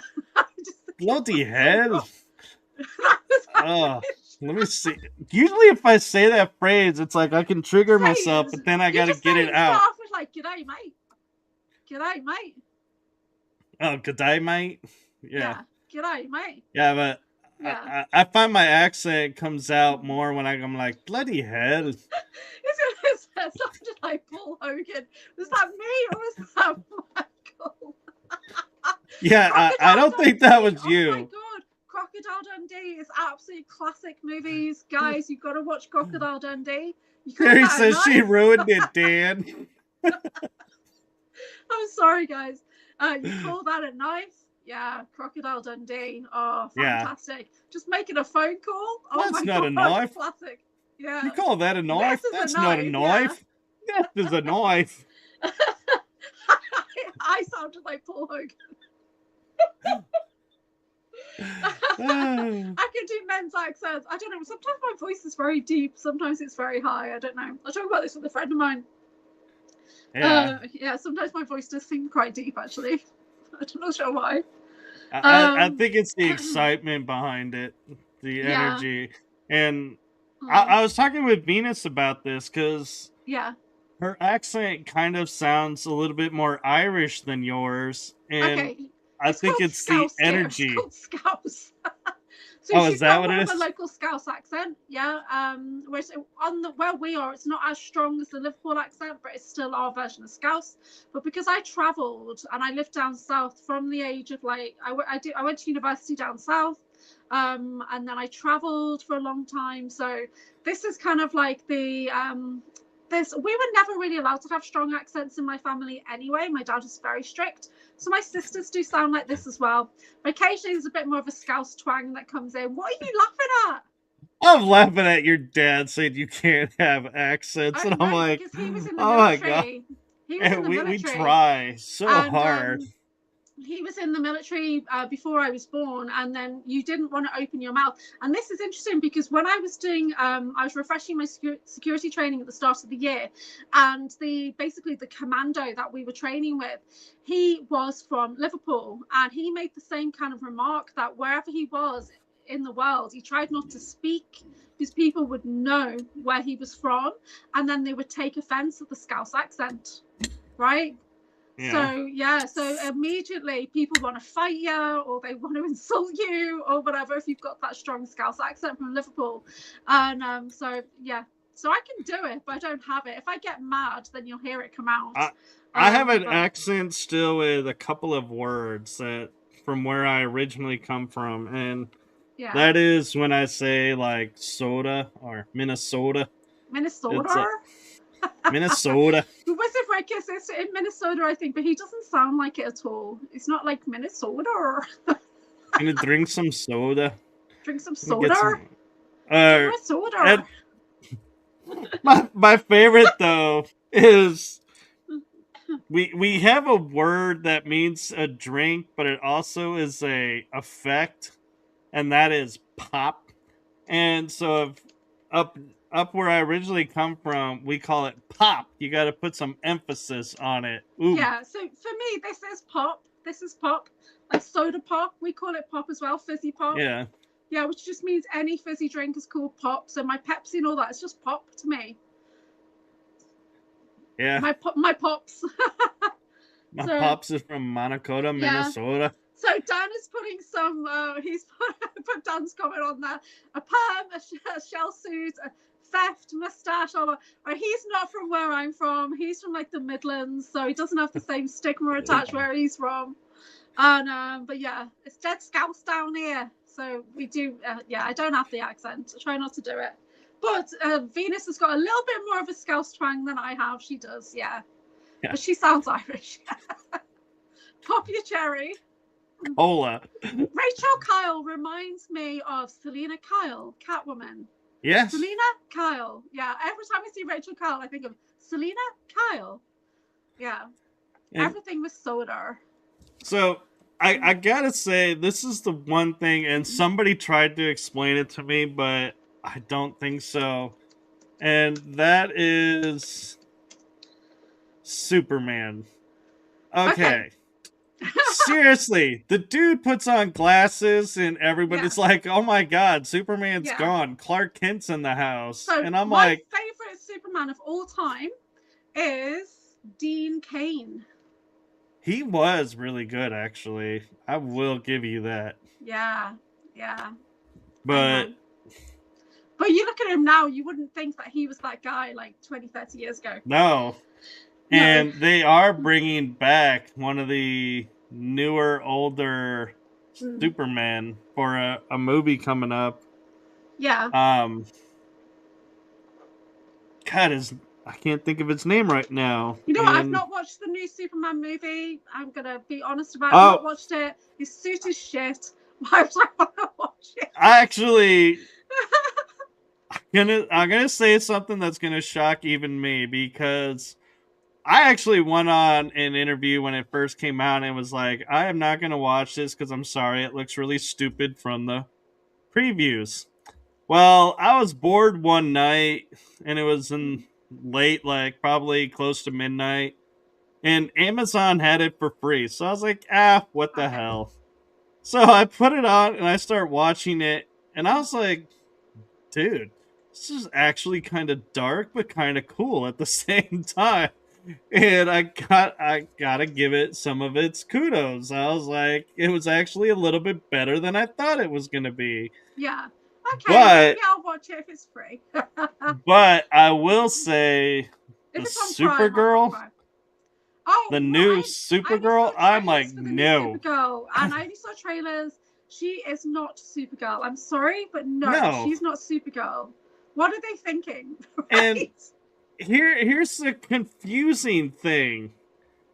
We have in Superman, Crypto is there, which in the comics, Superman grew up with Crypto. So you think, okay, no, Superman is dog sitting through this entire movie, Crypto, and he belongs to Supergirl.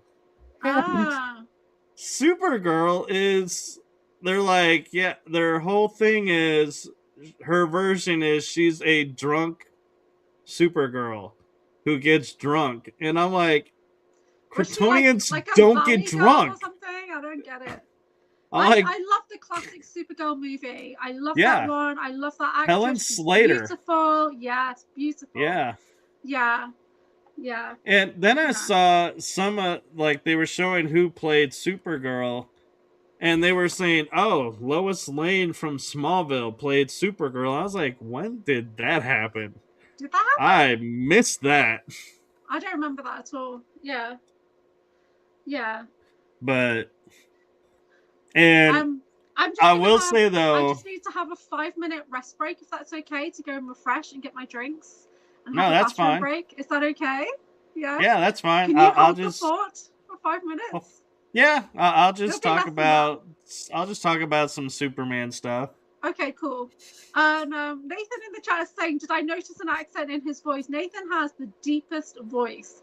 Anyone who's not seen my Nathan Wayswitch Fox videos, please do go and check the playlist on my channel. He's got this amazingly deep voice, and he is a super soldier who gets into that kind of thing, but his voice, ladies, is fantastic, and he needs to get on his audio business going. We all say it straight away. You need to do something with his voice. Yeah, be a good voice actor. I'll be Here right we go. back, guys. I'll be right Yeah. back. I'm just going to have a quick battery break. One sec. So, yeah, Woo, I'll take questions, but one of the things that's I found really interesting was Nicolas Cage actually appearing as Superman in the version where Spider-Man has to fix the multiverse. That was kind of interesting to see a glimpse of all of them. And so, yeah, let's see. Mikey, can you tell us an experience you had while on ghost research at a haunted place? And what superpower would you choose?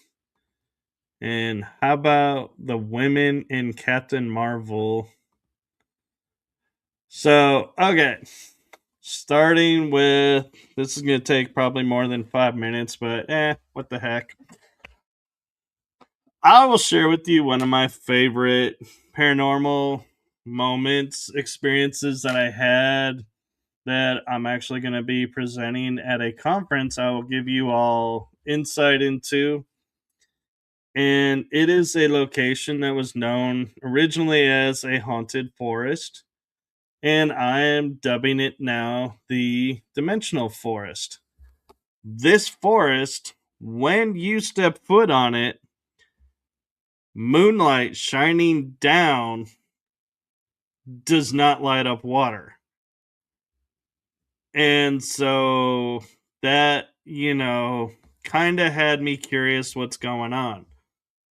So, and I don't hear water. And there's a bridge that you have to cross to get into this forest. Remember this fact because it comes into play at the end of this experience. I go walking and I'm following this path, and all these cryptids are moving in the trees, and I can hear them. And I finally figure out later they're Wendigos, and they're constantly letting me know they're around. So I get and I turn, and out of the corner of my eye, I see this lady in this flowing white dress going along in the forest and just disappears into the forest.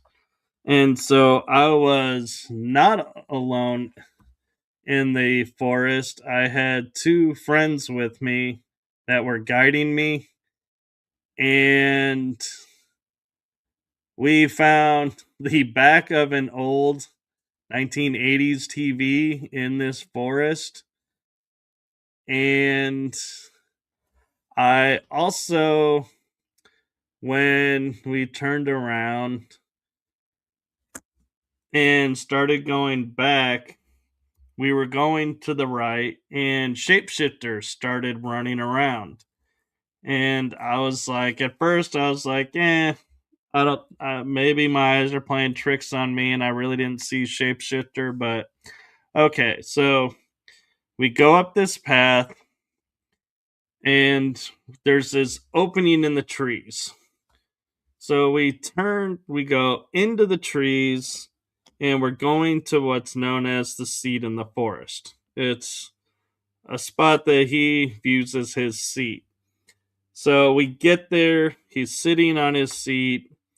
They're playing with an AI app that they work with, and I'm noticing this white fog coming in and this eerie feeling of something's going on here, something's been triggered. And we turn, and my friend goes, "Do you think you could get us out of here?" And I was like, "We only walked like 2 to 5 minutes in. Sure, no big deal." I start walking away from my friends, and I stop because I find myself walking towards my friends. I never turned around. I was walking in a straight line, and all of a suddenly, I have done a 180 and going back where I started. So I stopped myself, realizing this, and was like, what's going on? And so adjusted myself and start walking, and I'm constantly having to make these little nuance adjustments, and we end up walking out where we entered. And my friends are looking at me like, you're one of the few people who actually brought us out where we went in. We always come out further up the way. That's interesting. And I was like, yeah, that is interesting. So we're walking along this path, and on the left side of me is this bluish aura pathway where you can walk into the forest. It's like a little carved path that's there. And it's interesting because it has this the blue glow, which, if you're familiar with Star Wars, you'll get this reference. It's the glow that the Jedi have, that have passed, and they're in the form of the Force, shadow of themselves. So I walk over to one of these openings, and my friend goes, "Do you want to see something cool?" Turns the flashlight on, completely covered. There is no path. Turns the light off, the path reappears. I'm able to walk through this path, not touch a single branch, and they turn the light on, and I'm on the other side of these branches. Explain to me how that's possible. That you can walk through solid branches and yet not touch a single branch.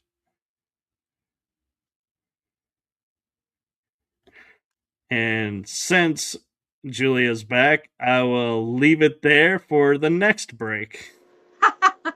So I can still hear you when I go. You're beamed into my hearing aids. And I'm sorry. No, it's fine. You didn't say anything about me that I shouldn't know. But you did mention the W word. Oh, God. The Wendigos. Yeah. Oh, yeah. I don't know what it is about them. I've obviously had an encounter that is at the back of my mind or something because it freaks me out. And then you're talking about a woman in a white dress. Oh, no. It's a creepy shit. I don't like it. Luckily, it's 7:20 a.m. here in the UK, so it's bright and light. Not too scary. Last time we did that paranormal show, the very first one we did together, and I had a weird dog jump on my bed in the daylight. Of course, I couldn't see it, but I could feel it. And then Ivan Teller told me that was a were-dog. And it'd been sent to me by the Orion Syndicate. So they're just keeping me in check. So, although in the programs, a lot of us do have big dogs that are guarding us, watching us all the time. So anyway, creepy. Women in Captain Marvel, or just women in the Avengers series? So, women as Captain Marvel, I'm not so upset with that, actually. I have a version of me that looks like Captain Marvel. She's presented herself to me. So sometimes you see me with that graphic with the light around my eyes, like an infinity. That's literally an altar. I love it. There's an altar that looks like that. I call her Captain Marvel. She's not, but I call her that. I will say her as Captain Marvel is my favorite. Yeah. I will totally give it to her because she's got that attitude and she's got that I'm not your beck and call, but she does come at the beck and call. And I'm so not it's your like, beck and call girl. She's got that attitude, but she does come anyway. So it's like, it's kind of funny. And Rainbow, I thought she was great. I thought she was great. Yeah. Rainbow Flame Wizard is saying, "Did you ever see werewolves?" I've had one werewolf experience, but it was more knowing that they were there and then having that confirmed. So have you visualized a werewolf? I actually had a werewolf when I was in elementary school. There in my window, it had 2 yellow eyes. And it freaked me out so badly that I left my room, got to my parents, brought them back and said, look, and there was nothing in the window. And they're like, nope, we're not, picking that, there's nothing there. You imagined it. And I was like, I don't really feel like I imagined it. But that night, I felt so uncomfortable sleeping, but the next morning I go and there are no prints in the dirt, but I know I had 2 yellowish, orangish eyes looking at me that are spaced and shaped just like wolves. You know that wolf movie with James Spader and what's his name? I've forgotten his name. The actor who plays the wolf, and it's Jack Nicholson. Oh my gosh. Right, that was the best wolf movie, I think, for me that I've ever seen. Because I don't like American Werewolf in London and all that kind of stuff. Don't like really scary, but I did like the wolf movie. Oh, yeah, that was really good. So it's like my first introduction to that kind of thing. I'm going to probably get a little flack, but to me, if I was to look at movies that had werewolves, it's got to go to Twilight. Yes, I love Twilight. I do. The fact that these boys turn into these giant wolves, I was like, that is so super cool. And it totally, when I heard, it's like everything in my body started tingling like, this is a sentence that I know. And that was when they said, Jacob imprinted on her daughter and said, I am now forever linked to her to protect her. And I was like, yes, a wolf. When a wolf prints, it is printed for life. You cannot remove it and you cannot print on another. It's like, that's your choice. And that is a very true statement. And something that's, you know, so if you ever have a wolf print on you, yeah, you're stuck with that. And I hope you like that guy or lady. Yeah, I love the Twilight movies, but the first time I saw Twilight, it was like a bootleg copy in India. I think I've talked about this before, and it was such a bad copy. And she's saying, "Oh my god, it's like diamonds," and I'm like up at the TV, like, what? It's like I couldn't tell that he was shimmering. I didn't know what I was missing half the story because of the visuals are so bad on the copy. Yeah. It was bad. I got it in like the night market, you know, for like 50 rupees or something. But I will say though, series, I do. Yeah, Teen Wolf with Michael J. Fox was good. Classic. And I'm sorry, that's the classic. transition form was good, but Twilight, it was the fact that it was the guys and the girls both were changing. It wasn't just one. Yeah. I'm a big fan of all the Twilight movies. I really am a big Twilight nerd. I love all that. But Teen Wolf was my first introduction into werewolves. I'm a huge fan of Michael J. Fox from his early work, Back to the Future. Yeah. Love it. Right. It shows how old I am. What are you pointing at? We have a comment, new person in the group. Oh, it's activist. It's the fringe. Movies, werewolves, Teen Wolf is what I'm coming to say. Oh. Yeah, no, that's awesome. Yeah, and Fringe was a good show, actually. I will say that. I don't even remember if I got through all of the Fringe TV show because I think maybe I disassociated. I don't know. Yeah, we love Twilight. It kind of got weird at the end. Yeah. And I'm sorry, I'm laughing because Wizard Wicked says, I have not watched any of the Twilight series. Okay, well, I'm sorry, but I think it's kind of compulsory. Well, and I know not all guys like it, and it's okay, but I think it's good. It's some good story there, yeah. Well, and it's to me, Romeo Juliet, yeah.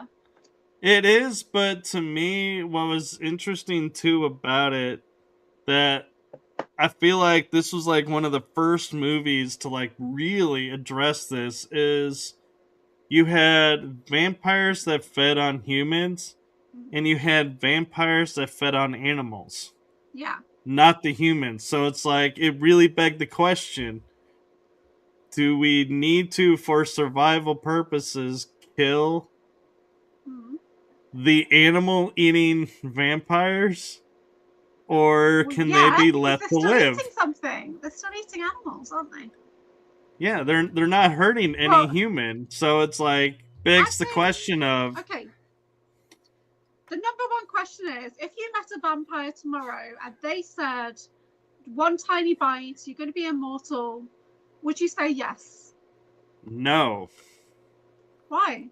I discussed this on an interview, and I've given this some serious thought. So, when you become immortal, that means for all existence, you are here on this planet going to experience everything. And so, when you look at it, when you look at it, every person that you grow to call friend or family is going to die, transition, ascend, evolve, and you are going to stay as you are. You can't evolve. You can't ascend. You can't leave. You are forever entwined to this planet, which means, as crazy it is now, that's going to be your reality every day for the rest of existence. You cannot die. So you can this never. does bring me into something, you know, that Highlander has the same thing Yeah. as Twilight, as in you're an immortal and you're only going to be able to look like you're alive for 80 to 90 years. After that, all of your wealth and everything, your identity has got to change. It's got to go on to somebody else. So Twilight did bring that into like new identities, and the Highlander series brings that in as well. Like you're all of your wealth that you're amassing for hundreds of thousands of years or whatever, you know, it has to be held in some kind of trust that's going to get passed down to different versions of you. Otherwise, what's the point? So actually, if you remember watching Highlander, they showed their wealth. It was in art. It was in artifacts. It wasn't in cash. It wasn't in, you know, that they had jewels or something. They had something that was always going to have wealth. They didn't collect anything like paper. Paper is only good as long as that country is around. And so that's the thing. And what I found interesting, though, was with the Highlander, there's two versions of the Highlander. And a lot of people don't realize this. One version, you're an immortal born here. Something happened when you were born. You had a tragic death. The gene activates. You're forever here until someone takes your head. Then there's the version of we're on another planet and they get sent here as a crime to live out life here on Earth. And so it's like we're the alien penal colony. But because they're here on Earth, they become immortalized. And you can only, you know, kill them by taking their head. But Henry Cavill, that's who I was thinking of. Is revising his Superman. But here's the thing that people miss, that is the difference between normal immortals and the Highlander immortals. When you take someone's head, you take their memories, you take their essence, and you have to process this and merge it with you and make peace with all of that. Otherwise, it can totally change you and you can go mad. They actually showed. There's a phrase in my head and I've got to get it out. There can be only one. Right? Yeah. I've got to say it. And okay. One of the best. Bruce just said it. Yeah. And sorry, carry on. Sorry. The two most important moments in Highlander history to me was the movie where Duncan had to take Connor's head to be able to take out the villain of the movie, Endgame. And that was such a touching moment because it's like you could see how their friendship was so important to them, and they were like, you have to know. And the total, you know, essence of how this goes against everything, but also, you know, they always would say which one of them was. So now it was finally decided, and this was why. But the other one is in the series. Duncan takes on a protege, Richie, and in a delirious state, drugged state, takes Richie's head. Wow. And is totally warped. He turns his back on everything he believed in, and he was like, nope, I am not, you know, gonna be the good guy anymore. I am done with this or that. And they all had to help him bring peace to the fact that he took his friend, his protege's head, and restore him so that he could go on. And how did he restore him? no, he didn't restore his friend. I mean, it Okay. restored Duncan to Okay. his normal Highlander self. Yeah.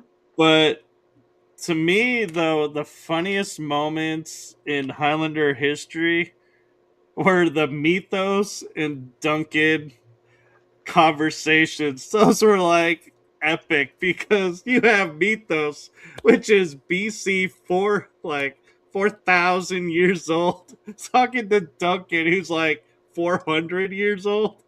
And Duncan's like trying to tell him how to be an immortal. And you got this other guy that's like, dude, I've been doing this for a lot longer than you.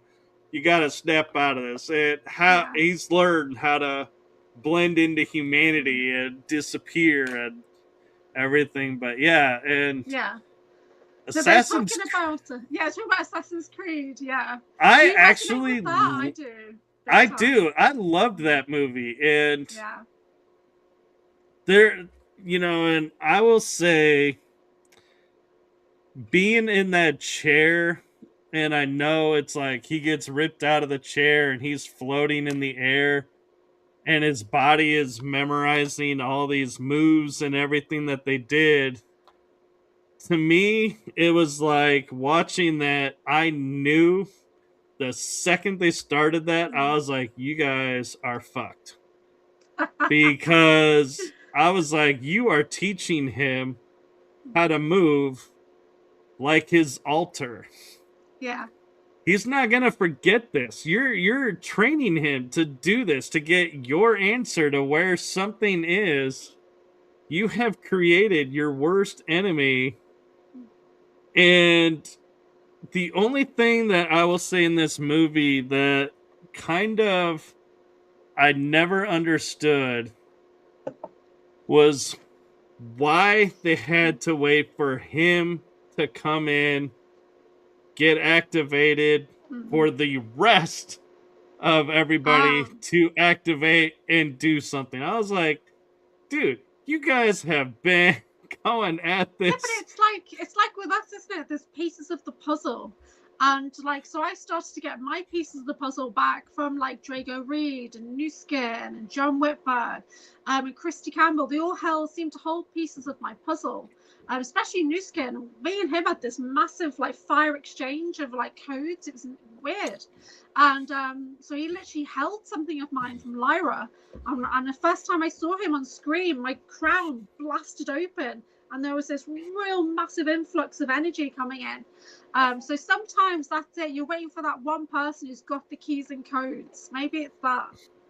Maybe, because to me it was like they all knew what they knew, but they were waiting for him to like, okay, now we're going to war and we're gonna break free. It's like, y'all could have broken free already. You didn't need unless him. They're like foot soldiers and they're waiting for the commander to come in. I don't know. Maybe, but to me though, the way that they moved with the weapons, I was like, I totally resonated with that. And I was like, oh yeah, I totally get that. And how they were able, you know, to move around. It was like, to me, it was the closest thing to like flash step, which is like what I like to call it, to where it's like you're here, but you're not here. Okay, that's interesting. I've not heard that before. Yeah. I need to rewatch the movie, I think, because there's so many things I need to rewatch now that my SSP brain has kicked in. Because I need to reprocess everything from that disclosure point of view, super soldier point of view. And here's something I think you'll agree with me on is everything that we watched movie wise and probably even TV wise has pieces of the puzzle in it. And so once we are aware, all of a suddenly I go back and I watch shows that I watched before, and I'm like, holy shit, how did I miss this before? Yeah. How did I not see this? And who was asking that? Rainbow Flame Wizard. It's an AI version of a Stargate. Yeah. Because we're talking about disclosure, so I put a gate behind us, and yeah. But yeah, I'm exactly the same. Like I was drawn to movies and TV before. I knew it was important. I knew Stargate, Star Trek, all that was important. But now when I watch it again, I'm seeing completely different information. Processing it differently. My mind is different. I'm not the same person I was before.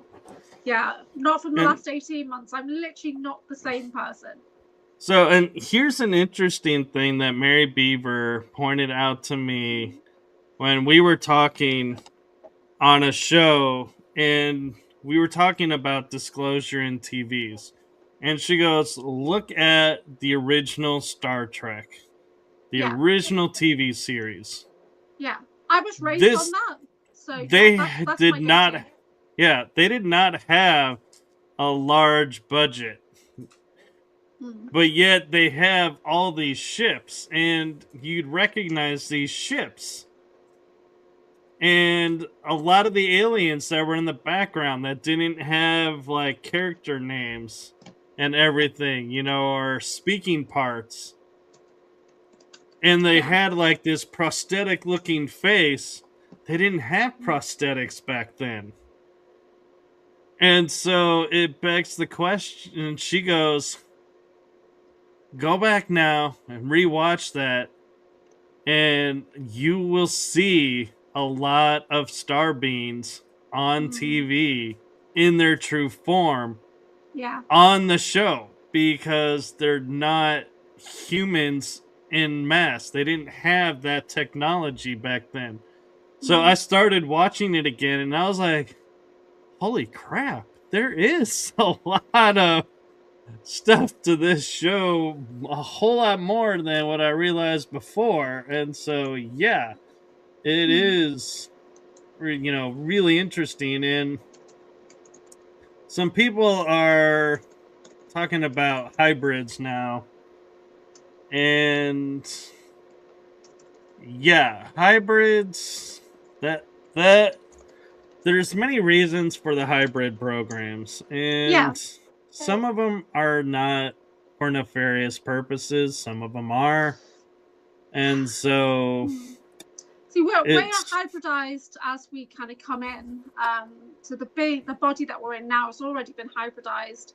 So we're not just human. We never have been. Yeah.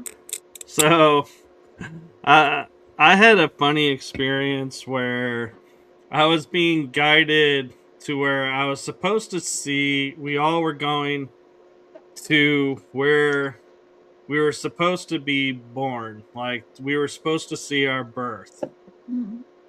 Well, I, in my infinite wisdom, I went back to my very first creation.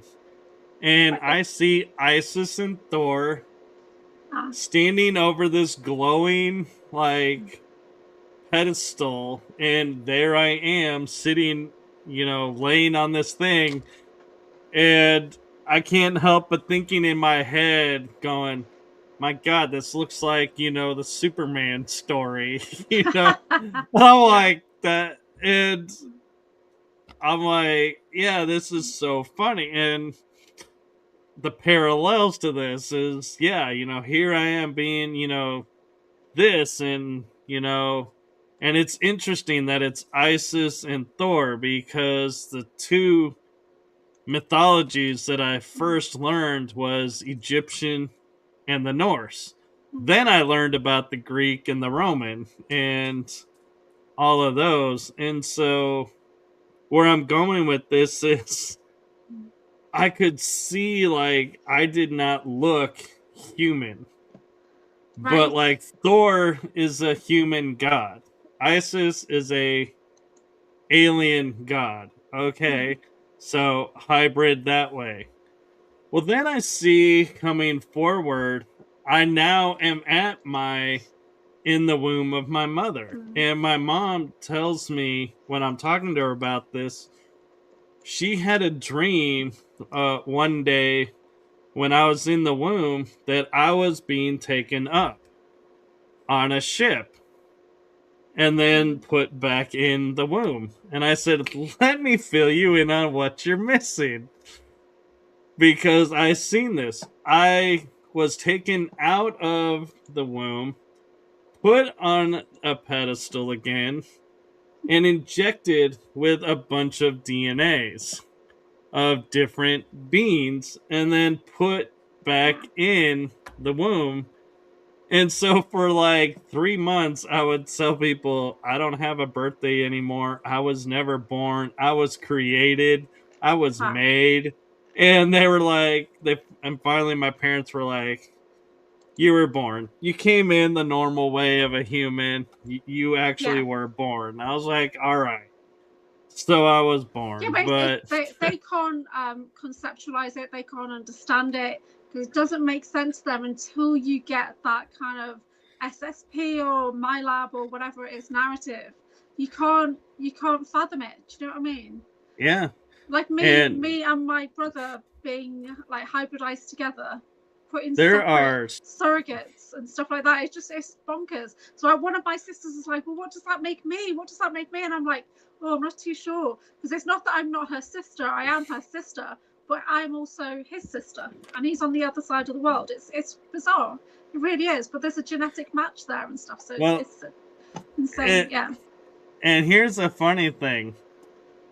I actually have 2 sisters. I just don't interact with them or have anything really to do with them.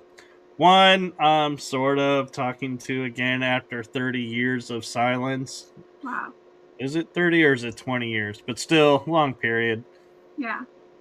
Well, my oldest sister, when I was growing up, would tell me when I was being born, they thought I was a twin. And then my twin disappeared when I was born. And so I always was like, well, who's my twin? And she would go, well, the same thing happened with your sister. So my middle sister. So I was like, oh, were we twins? And I backed out and came in 2 years later. Yeah. Is that, what happened? Well, now that I know of my twin, your Wonder Twin. It's like I can't help thinking. Did you do shows Did with your my Wonder Twin? sister? What's her name? Your Wonder Twin.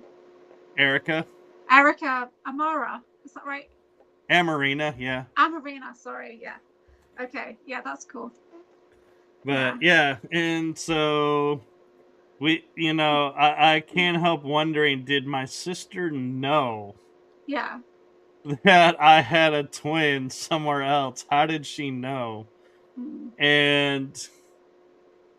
But and it's funny, and I'm noticing Christy Campbell's name popping up in the chat room. Yeah, they're talking about her werewolf pictures, and so I've got Christy Campbell's. I've got a couple of her books, so I highly recommend her books. Some of them are very visual images about her changing form into a werewolf. So I also have Lichen DNA, but mine's a bit more suppressed than hers. Yeah.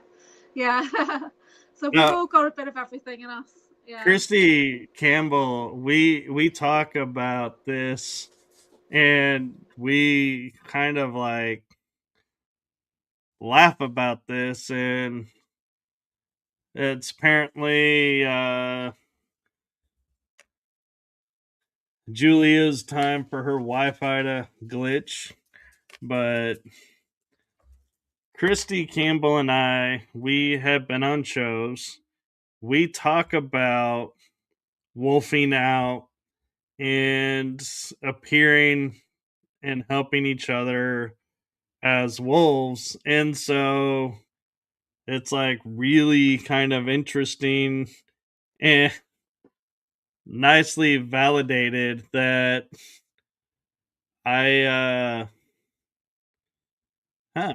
Julia got kicked out. I don't know how she got kicked out. I didn't kick her out. But can she get back in with the link? She should be able to. But yeah, it was just kind of wild and interesting that she's like one of the only few people that validates when I say I wolf out and help, that she's like, yeah, I've seen it. So I'm gonna take a second real quick and look for Julia and see if I can message her and see if she needs the link again. Because that's extremely odd. How is. Oh, StreamYard. Oh, yeah. StreamYard has issues in the UK. So that's true. Activist talking about being a dragon. Yes, I have that as well. Dragon stories and experiences.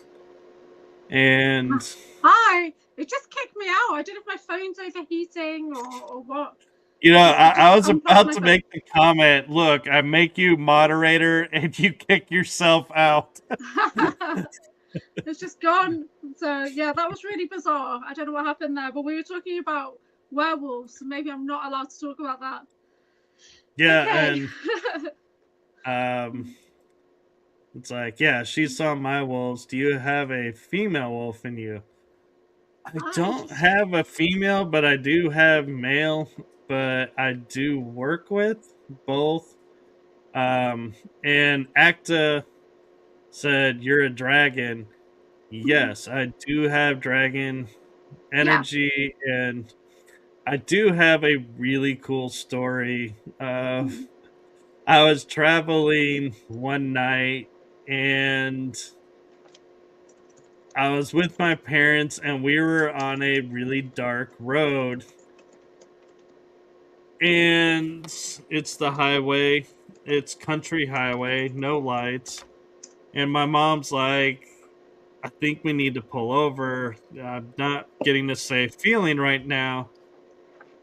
And I sit there and I close my eyes and I'm like, okay, we need protection on the car to help us get through. And all of a sudden, this dragon comes down, lands on the top of the car, kind of nestles itself down, and kind of cuffs its wings. And then, like, this fire I see coming from its mouth in front of us. And I just look to the front seat and I go, don't stop. Just go. We are being led and protected right now. My mom's like, what are you talking about? What just happened? Because she could sense things, but she couldn't figure out what had just happened. And I go, there's a dragon on the top of the car, so nobody's gonna mess with us. And she was like, okay, let's go. Let's just get where we're going. And we ended up getting there safe, but it was like it was funny that I, never thought about calling in a dragon. And Justy is asking, what color dragon do I think I am? I actually dragon cards here. Yeah. I would say either purple or iridescent, because those are the two colors I resonate to the most. I've seen myself and I've been seen as a golden dragon. I'm an original dragon soul from the void. So golden dragons kind of monitor that line between light and dark. And we hold records and we're just guardians. So but my brother and my great grandpa dragons are all black dragons. So yeah, but I'm golden. Flick's love as well. I believe she is like my great grandma dragon, and she's golden as well. I will say I can travel through time as a dragon. So I'm That's not sure if that, goes to a specific color, that skill, but I have it, and someone's pointing out that Spyro was a purple dragon. Jason put a joke in, and I didn't get it at first because I'm very literal. I don't always get jokes. And he put his dragon his feet. So I thought he was just talking about Mr. Kitty's at his feet or something, like his little cat dragon. And I saw that too, yeah. As well. But somebody's like dragging his feet. So I got it at the end. I'm sorry, guys. Oh, I get it now. I'm too literal. I really am. You know, things just go right over my head. I just got it now that you said that. It's like, oh yeah, Puff, I got it. Puff the Magic Dragon as well. There's another one. We've got plenty of 420 Puff Dragons in the chat. What I was surprised though to learn about is a lot of people don't know this, but Puff the Magic Dragon actually is an anti-war song. Really? It was in the 60s, designed to be speaking out about Vietnam and everything, and I was like, I had no idea that's where it came from. And I looked it up, and that's exactly what it is. And I was like, and I started looking at a lot of songs, and so many of them are anti-war songs. Okay. But nobody ever figured it out. Yeah. It was like we were listening to coded music and we never knew it. Of course, coded music is a big topic that John Whitberg gets into, because like all the Montauk and everything's all encoded. And I started to talk about this topic with Pink Bella like 2 days ago. We even started to look into music from like musicals, you know, like Wicked and the Mamma Mia and all that, but we came out that ABBA is good music. It is encoded with positivity, so that's refreshing. Oh, good, because I like ABBA. I like ABBA, yeah. I get so annoyed every time I get to liking something, and then somebody comes out and they're like, "Oh my God, this is horrible. These people are," and I'm like, "Really? You just ruined it for me." Yeah. But there's so much like. Imagine Dragons. It's like, Imagine Dragons I like. And then there are some that are saying like, oh yeah, they're this, and some that say, no, they're good. I'm like, yeah, please be good. Please stay on the good list. Yeah, I work a lot with dragon energy. I work with dragon cards. I call in dragon elementals all the time. And this is how Pink Bella and I got connected, because the dragons literally connected us. And she was sitting in Canada thinking, it'd be really nice to connect to someone in the UK. And I'm in the UK thinking, oh, maybe I should message Pink Bella, right? And see if she'd like to come and do a show with me. And now we've got like a regular galactic disclosure show that we do, but the dragons are a big part of it. So she works with like water dragons and everything, but I was working with ice dragon, because I work with fire and ice with the violet flame, and it has an ice aspect to it. So she starts to work with ice dragons now, but she was working with copper dragons, and I'm like, ooh, need me some copper dragons. So I've been working with those now, which are pretty awesome. Yeah, like amplification for ascension. It's been really good. And ice dragons lately, when I think about them, I do think of them on the poles, and they're literally just sitting there waiting, like monitoring what's going on the planet from both directions. It's quite interesting. Yeah, and as much as we're into this marathon, I am actually shocked. I just looked up at the clock. Yeah, we are almost 2.5 hours in. It does not feel like 2:22, isn't it? Almost. I know. I'm looking at that and going, there is no way we have been over 2 hours already. Yeah, I had my break at the 90-minute mark. I did have a little rest and go, and I had something to eat, because it's early morning here for me. It's 8 a.m. nearly. So I had to have some breakfast. Yeah, but Tiffany and I were talking one night, and we were like talking about like the old commercials and everything, and the fun that people had, recreating them nowadays with new things and everything. And we were talking about, if anybody remembers, Scream brought it back, but it was originally a commercial for a telephone company where everybody was calling up and being like, "What's up?" Yes. Well, we were talking and we were saying, was it for Budweiser originally? Was it Bud? No, that was it was a cell phone. Like, everybody was getting connected. That was where I first saw it. I don't think it was. Hold on, let me check that, because it might have been different in the UK. I don't know. Maybe it is different in the UK, but we were discussing and going to get different people in the SSP. Yeah. And going and act like we're getting on a cell phone on video while talking to each other and be like, what the? Yeah. Oh, hold on. I gotta reach, and then do like, and then have someone pop on the screen. What the? And you Yeah. thought, how funny would that be? Hey, it was for Budweiser out here.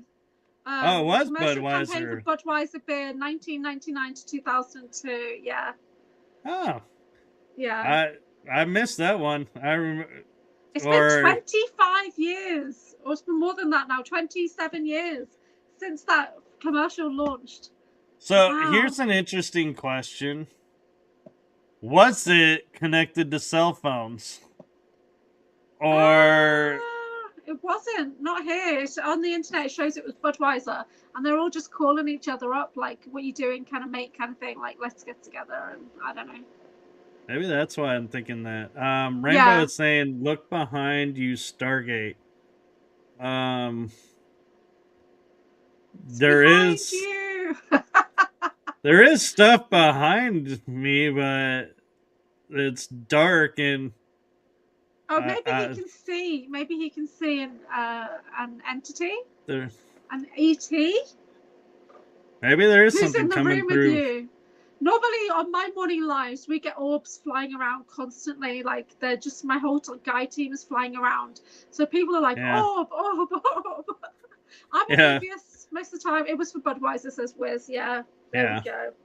So I probably missed the fact it was Budweiser and associated with the phones because they were calling everybody on the phones.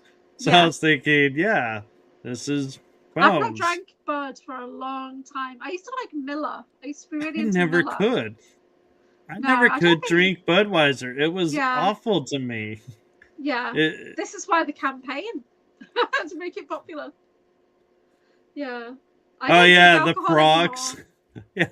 I do miss the frogs. They had 3 frogs, and one would go Bud, one would go Wise, I don't remember that. And the other one was And so they were going in sequence, Bud, Wise, That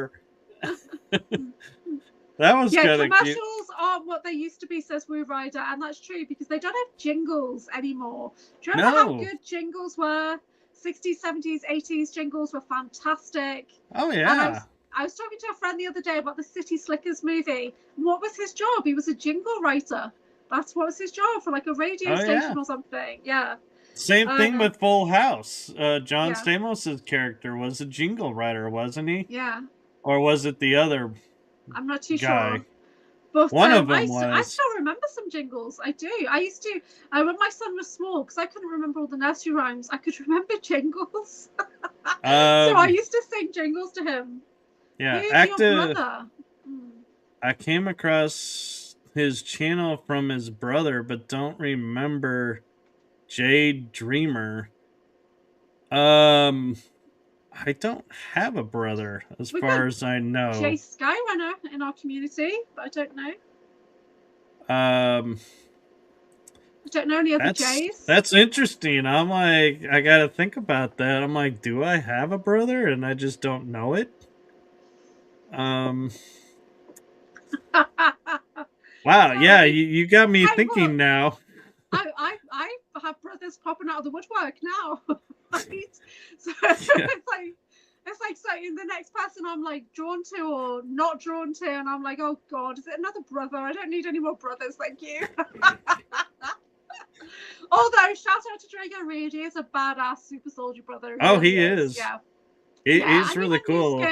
Nuskin and I have connections back to Lyra. He's a pretty badass brother, but I'm not as connected to him in this life as I am to Drago Reed. We are very connected. Yeah. Yeah. Rainbow Flame Wizard says, I was me behind the Stargate. I'm in the house, you know. Oh. Yeah. That would be really interesting because I have so many layers of shielding on my house. If you were actually to get into my house, that would be quite an amazing feat because I got some really heavy layered shielding that I don't even know how people could get through. I have a hard time sometimes getting through it. And I'm the one who created it. You can't get through your own protections. Sometimes it feels like that. I'm like, I will literally find myself locked out of my own house sometimes. And I'm like, and I have to do something with my energy. And I'm like, all of a sudden, then I'll figure it out and I'll get entrance back. But yeah. Yeah, brother. I know what channel you're talking about. Please do share. Knows. Yeah. Yeah, brother from another mother. Oh my God. Mr. Rainbow Flame, that got held. I would not penetrate anyone's house, he said. The word penetrate got held by YouTube. Yeah, I can't imagine why that would happen. Actus says, someone mentioned you before and said he was your brother to go follow your channel. Yeah, we're talking about Drago Reed, I think. I don't know, from Portal to Another Dimension. Oh, yeah. I call Drago brother. Yeah. But I don't know about brother from another mother, but he's my brother from another mother. But we were literally like hybridized together. Yeah. Yeah, that Jake from State Farm. Let's see who was saying no, Jason. On your side. Jason says, did Jake from State Farm tell you to say that? Yeah.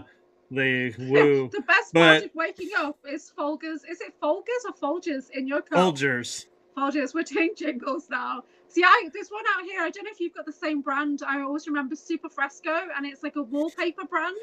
And it's like, what goes up must come down. Super Fresco makes it easy. It's by Graham and Brown. I always remember that because it was so energetic. Yeah, it's so cool.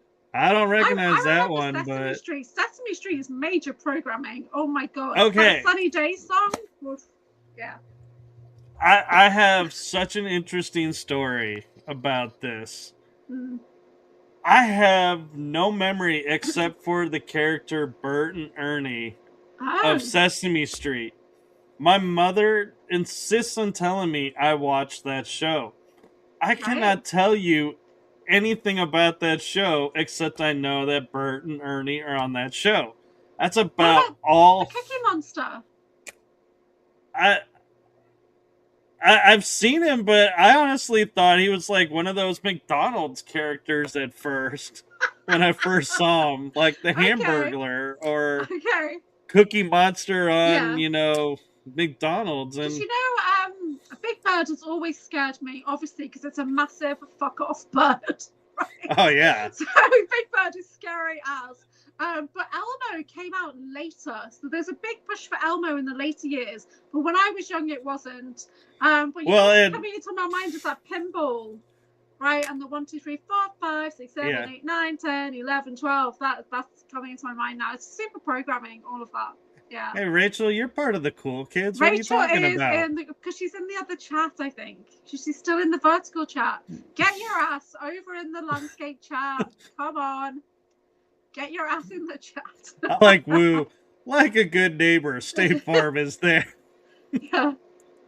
You know, there is one insurance company slogan I'm kind of laughing that nobody has brought up to me that has been like the most programmed and the most almost inappropriate, and that is Allstate, where they're like, you're in good hands with Allstate. I'm like, what exactly are you trying to say here?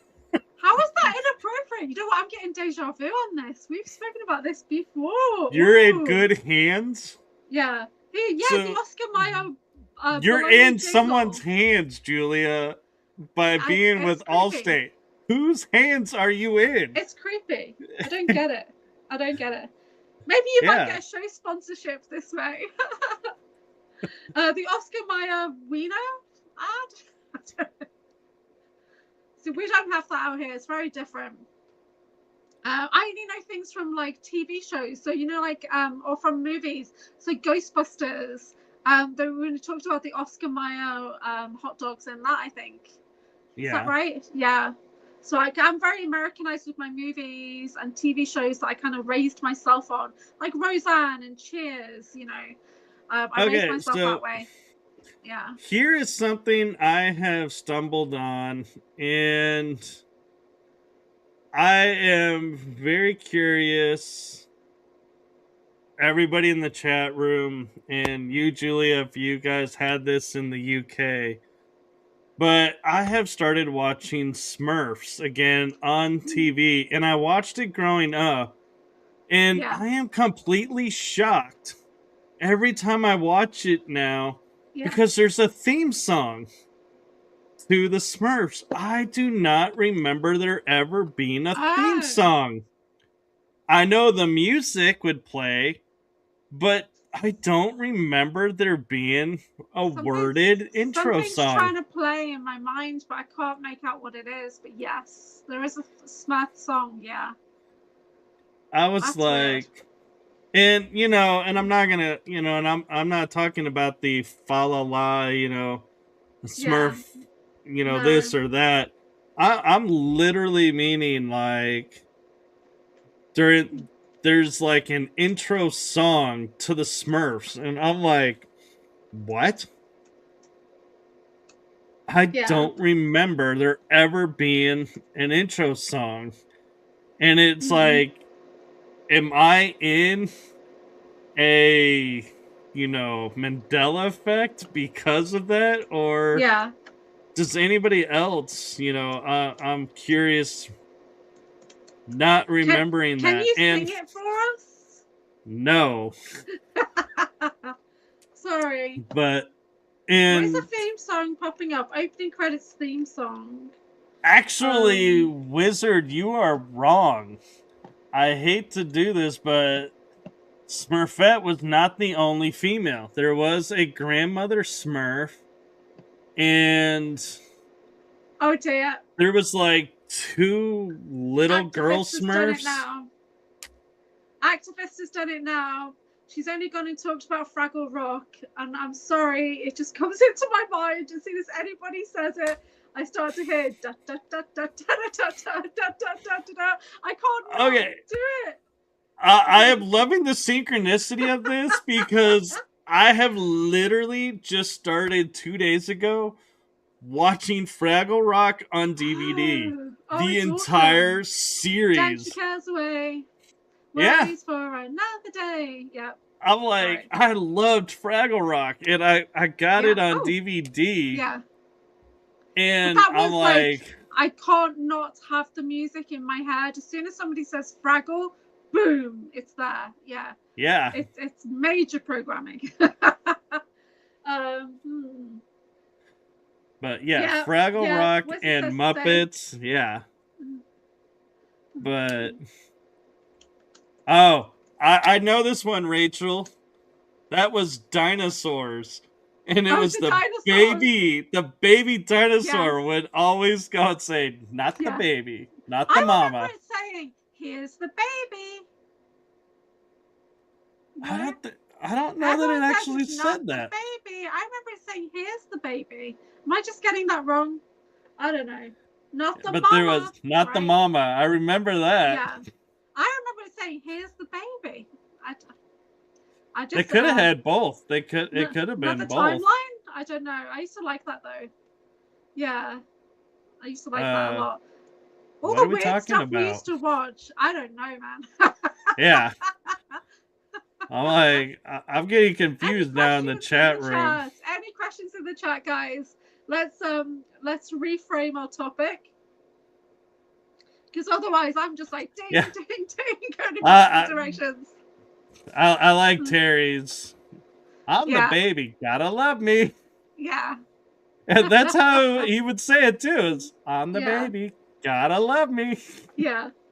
But I will say, Sesame Street as it goes really messed up when it tried to bring one of their characters to the toy world with the Tickle Me Elmo. It was like, yes.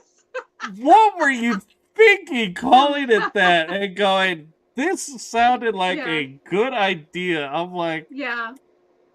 what? Yeah. Yeah, that's a bit sus, isn't it? Oh. Oh yeah, the Here Comes Johnny. Yeah, so John Whitberg did a movie review on that movie, which is called The Shining, and Yes. it is a big eye opener. Oh my word! There's There a lot was of MK two. Ultra programming. Yeah. I did not know there was two until much later, and went and watched it, and I was like, "Holy crap!" Yeah. Oh, Jason's apparently giving a link to people to find us. Apparently, Okay. people are disappearing in the chat room. He's probably on the other one. He's trying to bring them into the main chat. That's all. Because we've got 11 people watching on the landscape one. I'm not sure how many people are watching on the other one. I got 17 watching on StreamYard. Okay, so there's like it gives me a breakdown. I got 14 watching on the Michael Kopf, and 2 people now, 15 now on Michael Kopf, and 2 on X watching. Yeah. But on X, we're on X. Yeah. Oh yeah. Shout out to everybody on X. Thank you so much. I don't go on X at all.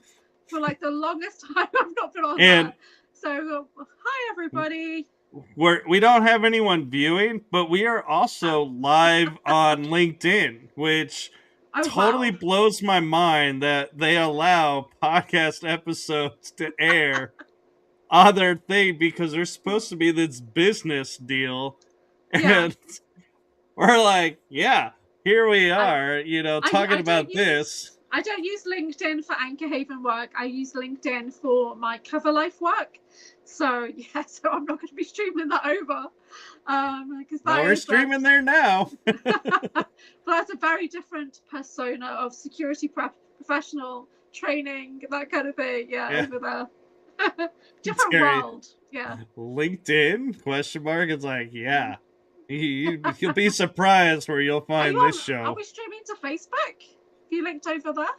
We are streaming to one network page on Facebook, and we're on 4 YouTube channels. Wow. And Rumble. We are on Rumble as well. Oh, okay. Is anyone watching on Rumble? Rumble I don't get to see. So moderated in the same way. So you guys can go nuts over there on Rumble. Yeah. Yeah. I actually had to open my phone and look at Rumble.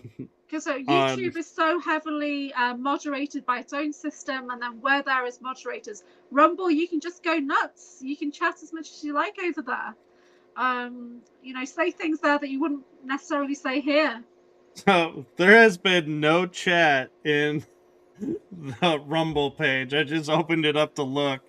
Yeah. And what's funny about it is it goes, be the first one to comment. I'm like, I'm the host. I'm not going to be the first one to comment. Yeah. Is anyone watching on their watch? Oh, look, it's AnchorHaven on my watch. That's really funny. So what's your Twitter? What's your X? My X? Well, I got a lot of X's. But the X you're talking about. How many X's have you got? Like, jeez. We said we weren't going into the personal life here. Yeah. Okay. Wow. So, if you want me to answer that, you better be prepared to answer yourself. Honestly, I'm an open book. I really am. I've had probably I will say I've had 10 relationships. Okay. I've not had 10 relationships. So paranormal. What, were you like 30? What? No, less. I've had less. Because don't forget, I've just been a controlled long-term relationship for a long time. So for like 22 years, I was in one relationship. With a handler. Yeah. When I say 10, I'm like, even if it was like for 2 weeks and we called each other boyfriend, girlfriend, I'm counting that. Yeah. But yeah. So I haven't had any short relationships. I've only ever had controlled, handled relationships, right? So, and I was thinking about it today. One of the first boyfriends I had, like the first person I lived with, we were together for 3 years. And today I was thinking about it. And I thought, yeah, he's a super soldier. I have never lived no with idea. someone I'm in a relationship with. Oh, wow. Okay. Yeah. It's not recommended.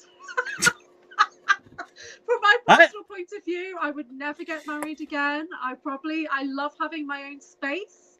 I would never give up my own place ever again. It's not recommended. But I'm 50 and I'm a bit bitter and twisted by this point because my whole life has been controlled and manipulated. So there you go. I've got a little taste of freedom and I don't know. I kind of feel like I used to think, no way, that I would live with someone before married because of all the stuff that goes with, living together. You're better off married. But then I actually thought about it someday and I was like, hey, what if I don't actually am not compatible living with this person? Yeah. I'd rather know that before I'm married to the person than after that. And so I'm like, and so I kind of changed it to where I'm not opposed to living together with someone before. I mean, I'm obviously I'm not going to say give relationship advice to anybody because I try to avoid pregnancy, relationship, or financial advice as a rule because I'm rubbish at all of those areas. And you've got to trust your own discernment. If you do find somebody that you totally vibe with, I've got people in my life that I talk to every day who are like my bestest friends, but they're on the other side of the world. Would I want to live with those people in the here and now, the same place? Probably not. I don't know, but we get on great with distance. So I actually am going to challenge you on something you just said. Okay. And I'm going to say you are an awesome mom. So you are totally somebody, if I had a kid, I would go to ask questions because... Well, see, my son is 16 now, so he's a bit more of like having a flatmate. We have our separate quarters. We don't even have a communal space anymore because what would be the living room, the lounge room, I turned it into a wellness room because he's just gaming 24/7, and I'm podcasting and writing courses and things like that 24/7. So we live quite separate. His dad has got his own place for the last few years, which suits us now, but it was a massive shift. And so I don't know. I'm not going to win any trophies for Mother of the Year award when I don't even sit down and have dinner with my own son. But I respect his boundaries. He respects mine, and we have an understanding.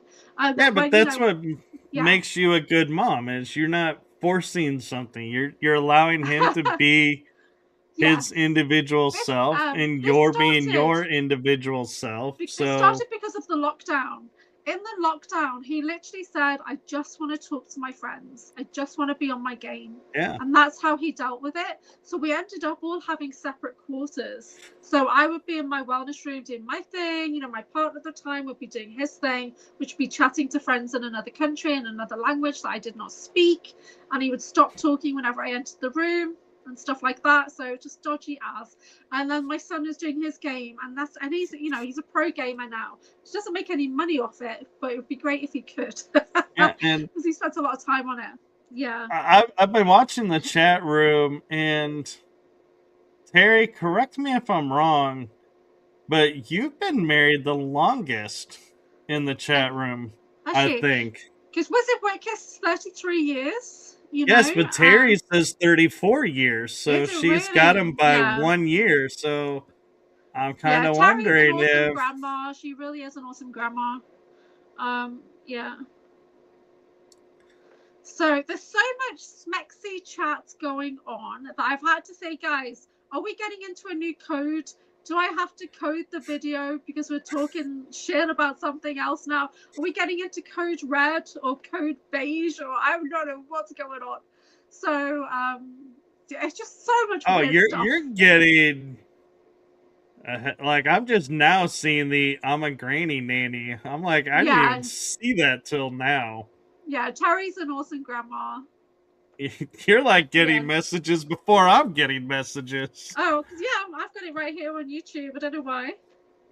But no, okay, and Akashic so just found you on X, I think. So there we go. That's good. It'll be interesting to see if chat. I have occasionally seen chats from Rumble and occasionally seen chats from LinkedIn, but I don't know that I can't respond to some of them. Like LinkedIn, X, and Rumble, I cannot respond in chat room to or comment to, but I can see comments come in, I do believe. And you know what? oh, we have someone married for 32 years. As long as it's a balanced partnership where everybody listens and supports each other, then that's great. I don't feel like I had that. I feel like it was controlled, targeted, handled, or whatever. And I'm really surprised it went on for so long as well. But for me, I had a goddess step into my body to end the relationship. I had Kali Ma literally step into my body, and the room shook. It was mega. Is marriage overrated is a serious question. I believe it is. I think we need to do a poll on that. But I think times have definitely changed. Women do not need to get married anymore. They can do whatever they want. Before they had to get married because they had no rights without it. I don't think it's the same now. Well, and there was a stigma of if you had a child out of wedlock, that child was pretty much doomed. It was not going to be accepted by anybody. And that's kind of disappeared. And so I don't know that there's really any true benefits to getting married anymore. But I don't see it personally, and that's my lived experience. If I had to do it over again, I probably would not get married. It doesn't mean I wouldn't be in the relationship and have my son. Of course I would. But I don't think, because when you get married, you're entering into a contract with the state. You're not entering into a contract with your partner. It has nothing to do with your partner. You are both entering into a contract with the state. So when you get divorced, you've got to divorce the state, not your partner. Okay. Yeah, and so you're not bound to your partner, you're bound to the state. And there is dual system here in America, and I believe the UK as well, and other countries may have it. I'm not too familiar with, but I know the UK has it, and I know America has it. And that is if you and say your roommate being opposite genders have the same mailing address for 6 months, you are deemed common law married. Oh, okay. So you can file and be married and have all the benefits of being married without being married. And people don't realize that is actually still a real thing. And so when you're living with people, you gotta watch that, this is why you'll see it sometimes where somebody will move out. I don't think that's meant to be just for regular housemates. That's meant to be for people in a committed relationship, that common law applies. No, it's common law is like the oldest law of the land, right? I'm talking about if they're like there's two roommates living in a house. Okay. 6 months, you're going to end up that's a married. Loophole. Yeah. But if it's like, 6 people in there, you're not married to 6 people. No, that's not how it works. But that's why. They put in there about me being a worm, and I'm thinking, how am I a worm? But no, I'm literally a portal worm. There's a version of me in space that's like a massive worm entity that just goes through space making natural portals. That's why Wormhaven's coming into the chat now. I'm thinking, why are they talking about me being a worm? No, I literally am a Wormhaven. Yeah. Yeah, that And it come from could be Sean worse. Bond. They could be calling you something else. I'm like a big wormy slug in space that just goes round chewing up and creating portals and stuff. Allegedly. This has come from Sean Bond. Do I resonate with No. it? Maybe. I don't I'm know. sorry. I'm visualizing the movie Gods of Egypt and you Oh. being that devourer So, coming I through. don't know. Yeah. I don't know. Honestly, Slug Haven. Oh, thanks, Woo, Slug Haven. And yeah, there's so much weird stuff that comes up in my testimony now, either from the ACIO records or from Sean Bond's deep dives or Christy Campbell. Oh my word, some of the stuff Christy Campbell has got from my energetic field, it just blows my mind. Yeah. Oh yeah. It's a I've done a lot. lot with her, and Yeah. I find myself, I keep it in the back of my mind, but I don't go public with a lot of it because Yeah.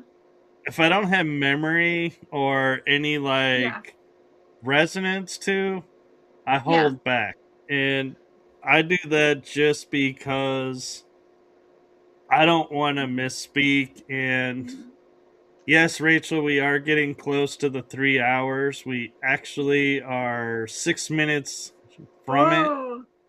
So we're trying to And, create a new record, guys. And this has been such a good show, by the way.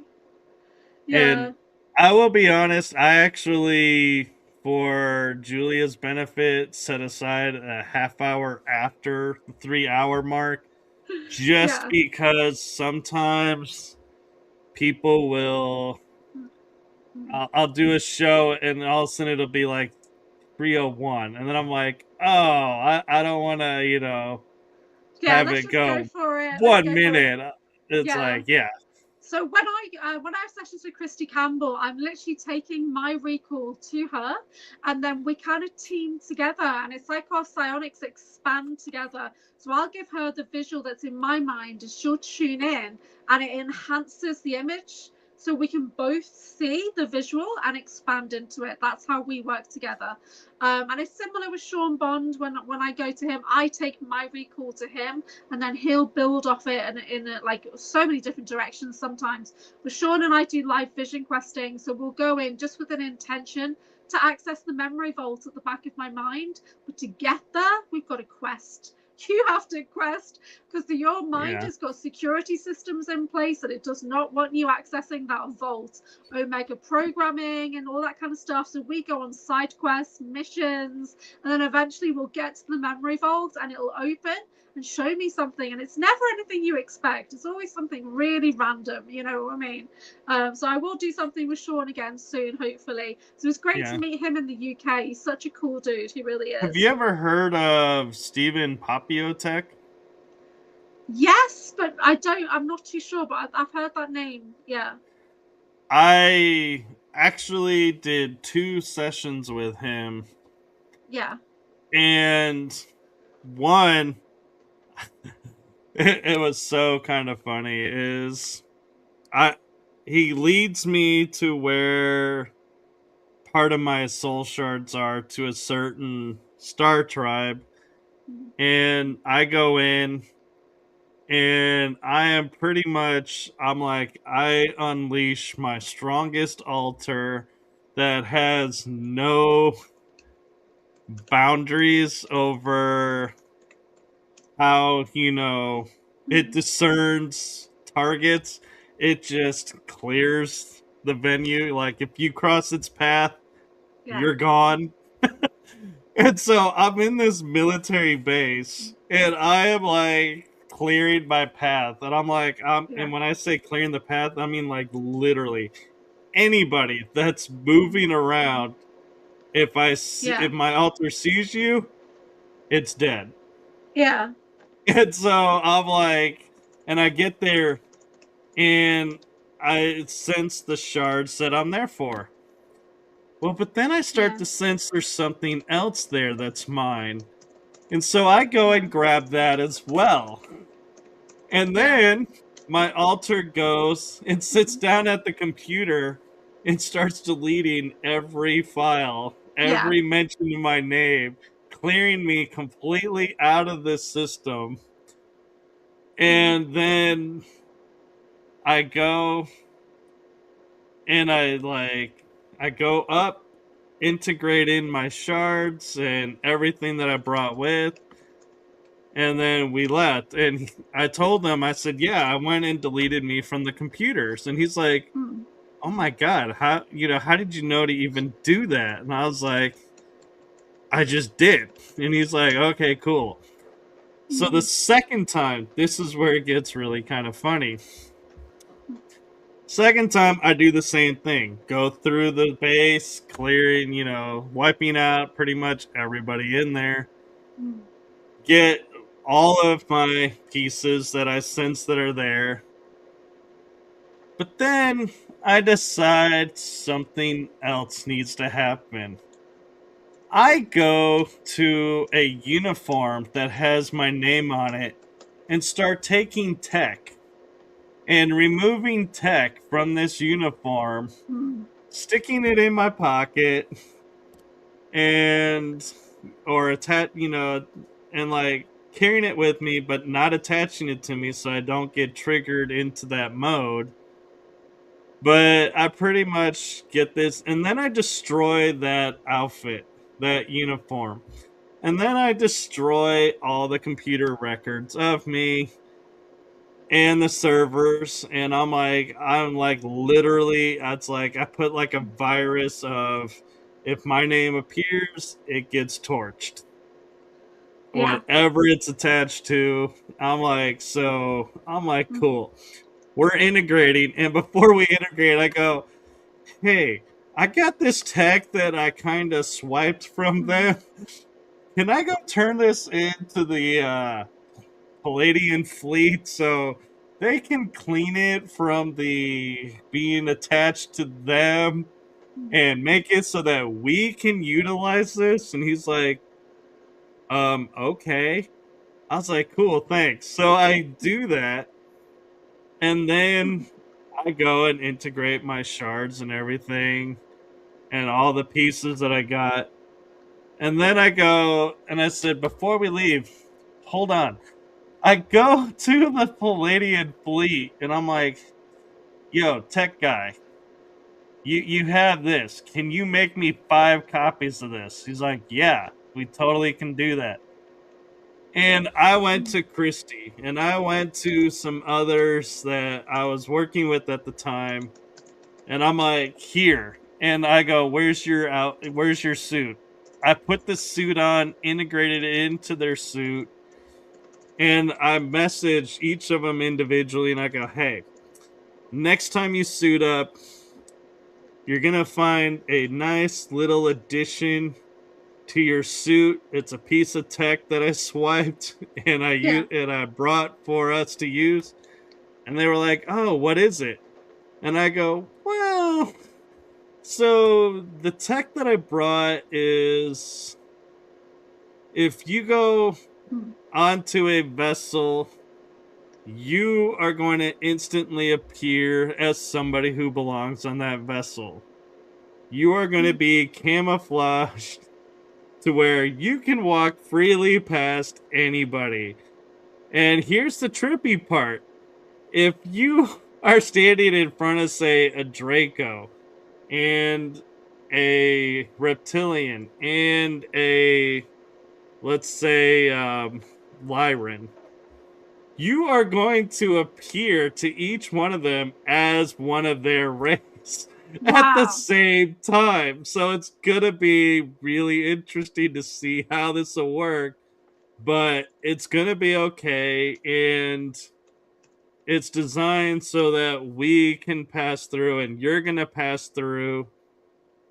So as you are doing these missions to like save these kids, and how you're always getting in trouble and getting swarmed because they figure out you're there and everything, now we have the tech that will allow us to walk in, get to the kids, start walking out, and maybe not have to engage and kill so many people. And they were like, oh, cool, I'll have to check that out, thanks. But yeah, and Steven was like, that's actually kind of cool that you jacked the tech and thought to grab tech before destroying everything. I was like, yeah. Did you see, I did a video of Beverly Rhodes recently, and she is an SSP survivor who has memories of being on the ranch, right? Have you seen any of her testimony? I'm not sure that I have.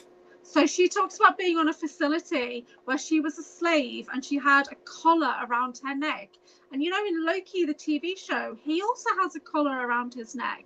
And I feel like maybe I've had a collar around my neck, but the collar itself was like a translator. It could issue punishment. It had your code on it, so of like your identity and everything. And so we're talking about emojis that got banned in the chat, and we were using a lot of peach emojis. So I was saying, guys, no more peach emojis because all the messages are getting held. I think Jason's put it into like a safe word now. So yeah. Oh, that's what's going on. I'm like, I'm trying to figure there's out a lot of what. chatter about that. It's a lot of chatter around saying, please no more peach emojis because all the messages are getting held in the chat, you know. So we're just talking about that. But I think Jason's gone in and put a safe word in there. So, because sometimes we get off on little tangents. We do, and everybody thinks they're freaking hilarious. So it's like, you know, so they just got off on a big tangent. But then we're also talking about 18 levels of dragons as well. There's some of that going on, so trying to figure out that. I'm not sure what they're talking about, the 18 levels of dragons. I do want to talk about how you were saying about your name, because my name is encoded with the violet flame. So when anyone thinks about my name or they say my name's any variation, it brings the violet flame into their life. And I did this in January because I was getting unwanted attention, like free advertising in January, but some people were saying that I'd said something that I hadn't said, right? And it was a really weird time in January. So you know what? I thought, you know what? You know, I'm a violet flame keeper and I want the violet flame to be everywhere on the planet. And I was trying to figure out who was saying my name. And there's people in New Zealand, people in America. So I just did the spell work on it. You know, I'm a high priestess alchemist. So I encoded my name with the violet flame. So even if you think about me, you say Julia, AnchorHaven, Julia AnchorHaven, whatever, thinking about me or whatever, it's going to bring the violet flame cleanse to you via your higher self. And because I work in perfect love and perfect trust, it's always going to be for your highest good. So even if you physically don't want it in this vessel, your higher self's going to anchor it into you anyway to help balance your life, to bring in that transformational flame energy. So there's a lot of that going on right now. So just thank you to everybody who's been saying my name, whether it's, you know, well-intended or ill-intended, it makes no difference to me. You're helping me anchor the violet flame onto the planet, and that's positive. So that's very good. So I did make that distinction, but it's always for the highest good. It's always for perfect love, perfect trust, from my higher self to yours, from the violet flame planet to this one. The violet flame and the rescue flames can come in as you need them. So hopefully it'll bring everything back into balance eventually. So I have 3 things to my name and the violet flame. And so when you were talking about that, I was like, yeah. And so violet flame, I grew up with the violet flame. And that was like my source of warmth and my first source of energy that I knew that was within the body to use. And so I was like, and so when you mentioned it, I was like, oh my God, it's like I remember as a kid. But I had a friend who would always pronounce my name in French. And he was my parents, you know, a friend of my parents, and he would always go Michel. And it would always pronounce the L at the end of my name.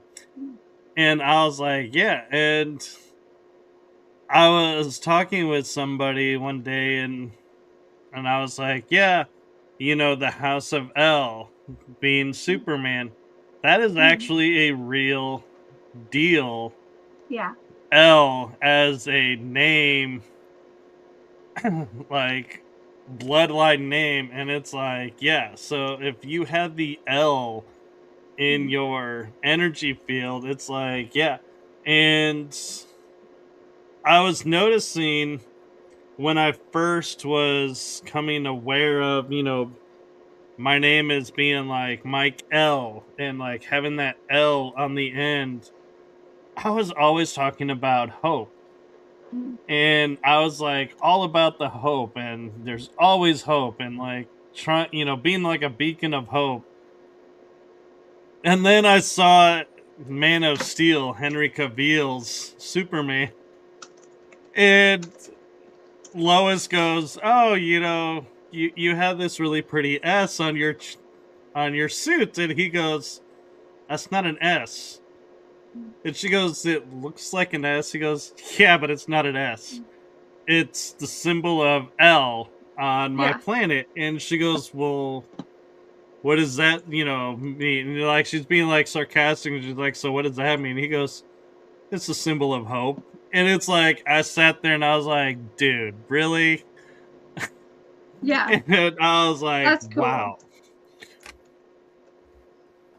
That's awesome. But yeah. And like, yeah, Rachel, I kind of noticed that too, that you had the L in your name. And Rachel and Mike L spelled same, yeah, but I pronounced different. I don't resonate with my name Julia. I never have. And there's other versions of me as well from the past in my ACIO records. I'm Juliet, and I don't resonate with it at all. Yeah, but I want to address something because she says Rachel and Michael spelt same but pronounced different. Yeah. It's not, I'm not saying the energy is the Meek L or Mike L. The first part, it's the end part. So our names would actually be pronounced the same. It's Rach L, Mike L. Yeah. And so even pronouncing it Rock L, you still have the L at the end, and that's where it's like the surname, so my to speak. Egyptian name is Alane, but I spell it with ALANE. Yeah, Alane Ra, but it probably is ELANE. Alane Ra. Yeah. Oh, don't try and be an L now. It just is. I just is. I'm an Elohim, so there you go. I've been told I'm Elohim. Oh, I've been told that too. Yeah, so we are Elohim. I don't know. But yeah, so I do Alane Ra, but I don't. It should really. I say Elane, but I write it Alane. Why do that? To be honest, yeah. I had a lady that was looking at my energy, and she goes, "You have this red energy above you," and I was like, "Yeah," and and we started talking, and she's like, "This is like some red angelic energy, but I don't know." And I go, "Seraphim," and she goes, "What?" I said, "It's the seraphim. They're either portrayed as red or covered in ice." And I'm like, the red is kind of a little easier to take. Interesting. What do you know about the Elohim? Have you seen that as a color or anything? I haven't seen it as a color, but I have seen it as energy, and I have tapped that energy before and utilized it. So I can get into it, and it doesn't affect me, but there is it's not an energy though that I tap a lot. So mine is when my Elohim aspect came forward. Oh, I just got stabbed in the side talking about this. When my aspect came forward last year, it was very battle worn, and it was Phil Barrow that kind of reconnected me with my Elohim version, and it needed a lot of healing. Like, it had been draining me a little bit to heal itself, but it's at full capacity now. It's like a warrior aspect of me. It goes off to do its own thing, but it's been coming into my awareness a lot lately. I'm not too sure why, what it's after. And I will say though too, what's interesting, kind of talking about Elohim and the angels and everything, Michael is kind of a unique archangel because he has a blue flaming sword, Yeah. But what a lot of people don't know is that blue flaming sword is violet flame energy. Why it appears blue, I don't know. I've never really So looked within into. within the flame, there's lots of colors inside called the many flames or the rescue flames. So that's the multi-dimensional aspect. I work with the blue flame as an Arcturian flame. It's come from my Arcturian guides. And that integrated into my violet flame this time last year, actually, which is quite interesting, when I was in Glastonbury. And it was David Starr who initiated the upgrade on Typical Skeptic, and I got hit with a massive charge of blue flame from Arcturus. So that's really cool. But yeah, it does all merge together into the violet flame. So it's like the violet flame is like a base code energy in a way that it can hold the frequencies. And then within that, you've got the many flames. So I access them through my violet flame chakra, which is a living fire that sits here in between my third eye and my crown. And that's like a modality that I can share with people.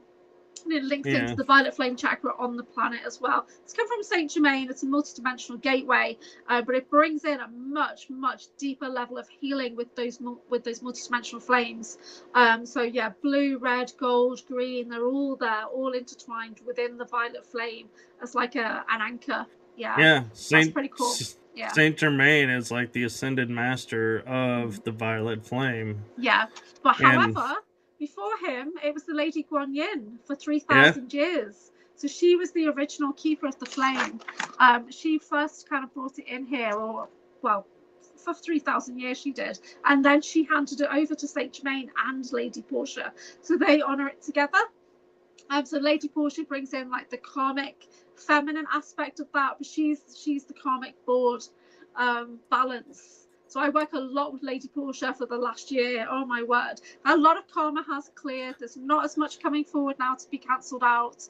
And one of the things I do as an Akashic record keeper is when I'm doing a reading, if unwanted energy is coming in, I'm tying that back, whether it's grief, sadness, whatever it is, I'm tying that back into some kind of karmic challenge that you've had, like a file that's still pending. So it's like you've got this report card and it's still outstanding that you haven't ticked a box somewhere. And I'm like, can we please finish this now? Can we just burn this up in the violet flame and let it go? And we do. We just clear out the karma now. And that's been happening very rapidly for the last 6 months. So a lot less of that karmic residue on the planet now than there was last year. So that's pretty awesome, I think. So it's a good job, everybody. Everybody's moving into crystalline frequencies now, which is really good. So yeah, they're rebuilding. I work with crystal light angels. And I've been working with these crystal light angels for more than 2 years.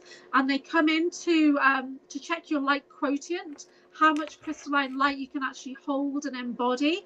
And they work with you to crystallize your hair, your bones, your teeth, and to just basically change it so that you can just keep eating light. So at some point we will stop eating food and we will eat light. That's how we used to be in Lemuria. We would eat light. And we could have food if we wanted to, but we didn't need to rely on that sustenance because we had the light sustenance instead. So hopefully we're going back into that. So we'll start eating less and less eventually of physical food. So, fun fact for you is I actually can get nourishment from the air. Yeah. And I can pull water out of air. So whenever it's like I get super thirsty and I'm like, man, I really need a drink, it can be hot, arid, and like feel like there's no moisture around, and I can still find water. Yeah, I love that. That's so cool. But Rachel is saying, has anyone over 50, I love how she put that distinguishment in there, found throughout their lives they get on better with certain people named same over others? I get on with Rob's and Michael's, but not Ian's. I don't seem to get on with Sharon's or Kel. Yeah, I'm not too sure if I can distinguish. I did have a lot of Tracy's in my life at one point because it's a very popular name out here for a woman. I know in America they use it for men as well. But they were all good, I think. And then Michelle's, I do have a bit of an issue with Michelle's at times, but generally okay. But I don't know really when it comes to men. So I've dated a Rob. I'm friends with the Rob. It was fine. You know, I don't know. But a lot of my friends are like in India, so their names are all like, you know, very different. Yeah. Rainbow Flame Marks. Wizard. Yeah, marks are weird, right? Has anyone else had issue with marks? Oh yeah, Rainbow Flame's coming for the rescue flame training. Did you notice? No, did you book in for that? When is that? Let me check my diary. Whoops. Have I missed something? Is it this week? We just check. I've got a booking diary, which is bookwen.com/AnchorHaven. Yeah. That's where my courses are, my retreats. There's a retreat this Sunday. I go ahead. Is it in August, Rainbow Flame? Is it the 9th of August, or have I missed something? Let me just check. I'll log in. Or did you book it on Patreon? I need to check. I'll come back to that. Let me write it down. I hope I haven't missed it. I will say society has taken a few names and has really done a number on them, like Karens. They are viewed as the drama queens, and like everyone's like, don't be a Karen. Yeah. It's like, but there was a female comedian that kind of flipped that on its head. And I was like, what does that stand for? Well, it stands for excellence in a way. So you're not going to put up with shit. You're going to want to talk to the manager. You're not going to put up with this kind of stuff. Yeah. So I think you can flip that narrative on its head of having standards. I don't know. Yeah. Terry's asking, aren't we supposed to get nourishment from the sun? Yes, it's called vitamin D, and the body needs it. And when I was in India, I was receiving a lot of vitamin D. And then when I came to the UK, my levels dropped so bad that I could not function. And for 2 or 3 years, I had to take supplements. And I haven't done that for a long time, so I need to have to think about that now as well. But the sun in India is very different to the sun in the UK. The ozone is completely different. Now I'm here right now. My sky is completely white. There are no clouds. It's a smart dust sky, right? Yeah. It's fake. And my sky is black. It's fake again. My sky, yeah. Well, I don't get stars. Do you get stars? Because I don't get stars in my local sky here at all. When I went down to Devices, where Miles lives, there was stars. I got mesmerized and I got abducted. In that mesmerization, I got abducted. So what I was not really seeing I wasn't really seeing stars. I was seeing a holographic projection that was going to mesmerize me so that they could take me, abduct me, and bring me back onto the pathway when we were walking home that night. Insane. Yeah, absolutely insane. So Rainbow has a message for you. Not booked yet, just to give you time. Okay, yeah, let's have a chat about it. Just send me a message. On Patreon. You can do that one-on-one. I do have on my book when I've got it scheduled in, but I think I need to put in the ticket so you can book on that. So Awakening the Violet Flame Chakra and Violet Flame Rescue Healing, it's like an afternoon course that I can do, and we activate the gateway here. We also activate Sight of the Soul, which is something that I talk a bit about in my Breakaway Oracle deck. But it's like we work with patrons of the Violet Flame. We work with a specific sigil, and you also get a work partner. Now, when I got my work partner, which is Archangel Zadkiel, he does the dark work, and so he works with, you know, the warrior aspect. He works clearing out the demonic energies and dark forces, and I'm sitting there in this training like, no, why would I get this? And she's like, you've always done this work. Do you not realize you've always done this work? He's always been your partner. And I'm like, oh my God. Like, because you know what I'm like with paranormal. I'm an absolute wuss, right? I get scared about you talking about the smallest things. But the other aspect of me, who is the keeper of the Violet Flame, working with Archangel Zadkiel, she's a freaking badass, clearing out the planet. Yeah, so there's that version of me, which is not always Julia, who's the cover life. Yeah. So Wizard is talking about sun gazing, and I will say there's filters when in place. Yeah. I was a wee little lad on the bus going to school. I would literally watch the sun and stare at the sun and watch the fact that there was a disc around that would sometimes be going clockwise or counterclockwise, but I would literally, I always will stare up at the sun, and even when it's an eclipse, I will stare at the sun, and people are like, "Oh, you're gonna ruin your eyes." I'm like, I have better than 20/20 vision. It hasn't screwed it over yet, so chances are I, may have the ability to sun gaze without, but I'll eventually put sunglasses on because sometimes it is more intense than others. Yeah, it's definitely different in different countries, because when I traveled, Southern Hemisphere, the sun is very intense. Like in Australia, you've got to wear your sunnies all the time. It's like that. India, I did wear sunnies, but not as much. The UK, I rarely. What are you laughing at? What the hell is a sunny? You got Aussies in the chat. They know what sunnies are. I know, but I'm your shades. Shades, okay, yeah, okay. I'm like, are we talking about a hat or something? Back me up, Aussies, yeah. I was thinking, are we talking like a hat, or what are we talking about? What's a sunny? No. Oh, I'm getting stuck now on my camera. Yeah, people talking about Sunny D. A sunny is your sunglasses. Yep. Oh, I'm glitching out. Okay. You're back. See, Rachel Cole, thank you. An Aussie. Yeah, I got glitched out because we're on the hour mark, so it's glitching me out on StreamYard. Yeah. So StreamYard is not as secure as Zoom for sure, because it attacks my internet router every 15 minutes. It's just not as good. Terry, Sile and Terry are talking about breatharians. I did learn that skill, and I also tell us about that. Yeah, learned a skill called rebreather or rebirther. That was it, rebirther, and it literally is like you can breathe in a certain way, and your body will get nourishment like it ate something if you're hungry.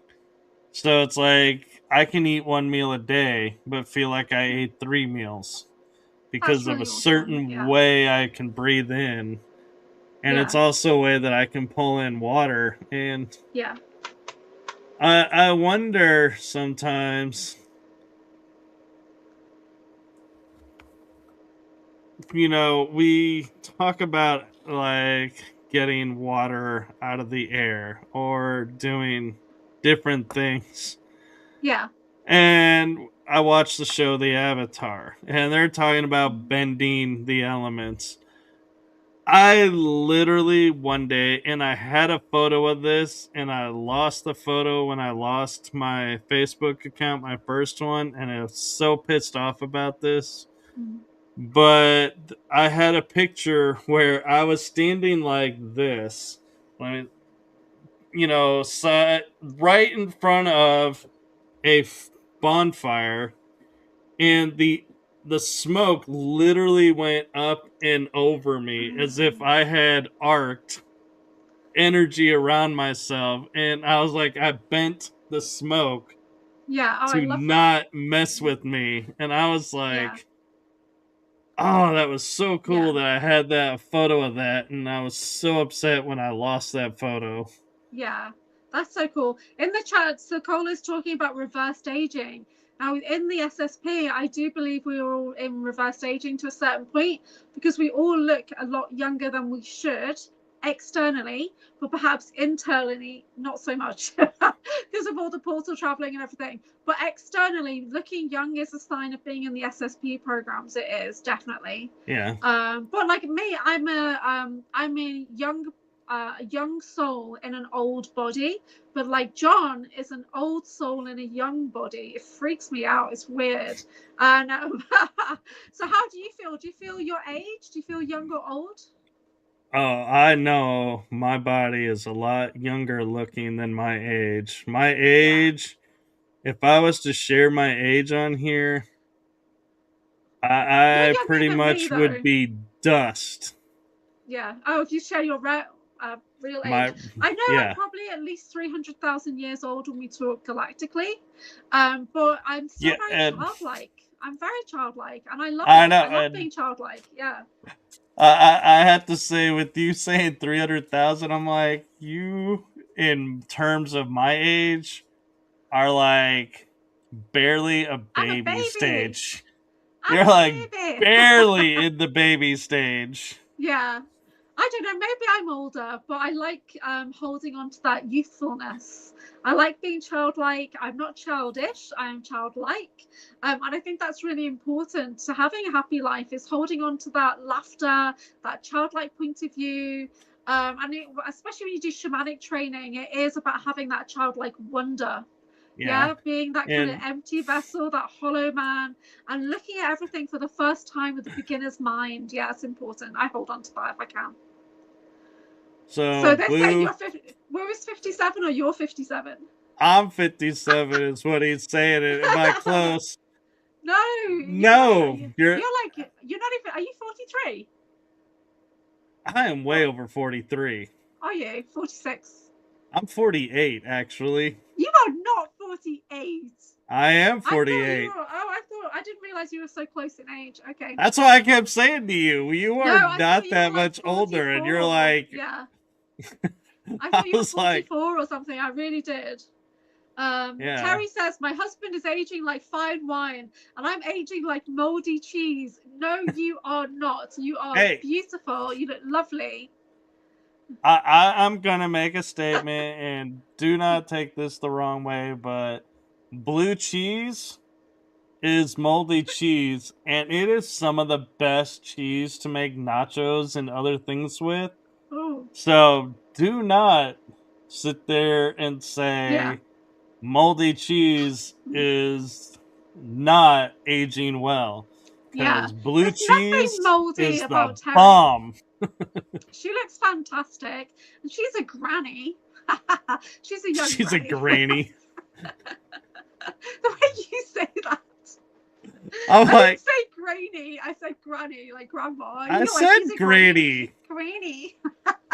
That's how we say it in America, is granny. It's like Mima. Have you got a Mima?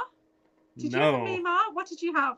We have a I had grandma, or this was the weird thing about me that irritated my parents to no end. I would call family members by their name. Right. Like, I would be like, Mom. I would call her by her name. Yeah. Or grandma. I would call her by her name. And my mom would be like, that's not respectful. I'm like, why? It's their name. Yeah. And I was doing this in my 20s, and it was like, it annoyed them. You know what I like about in America, when you'll say like Miss somebody, you know, like Miss Mary or whatever, and then you put the Miss in front. I like that.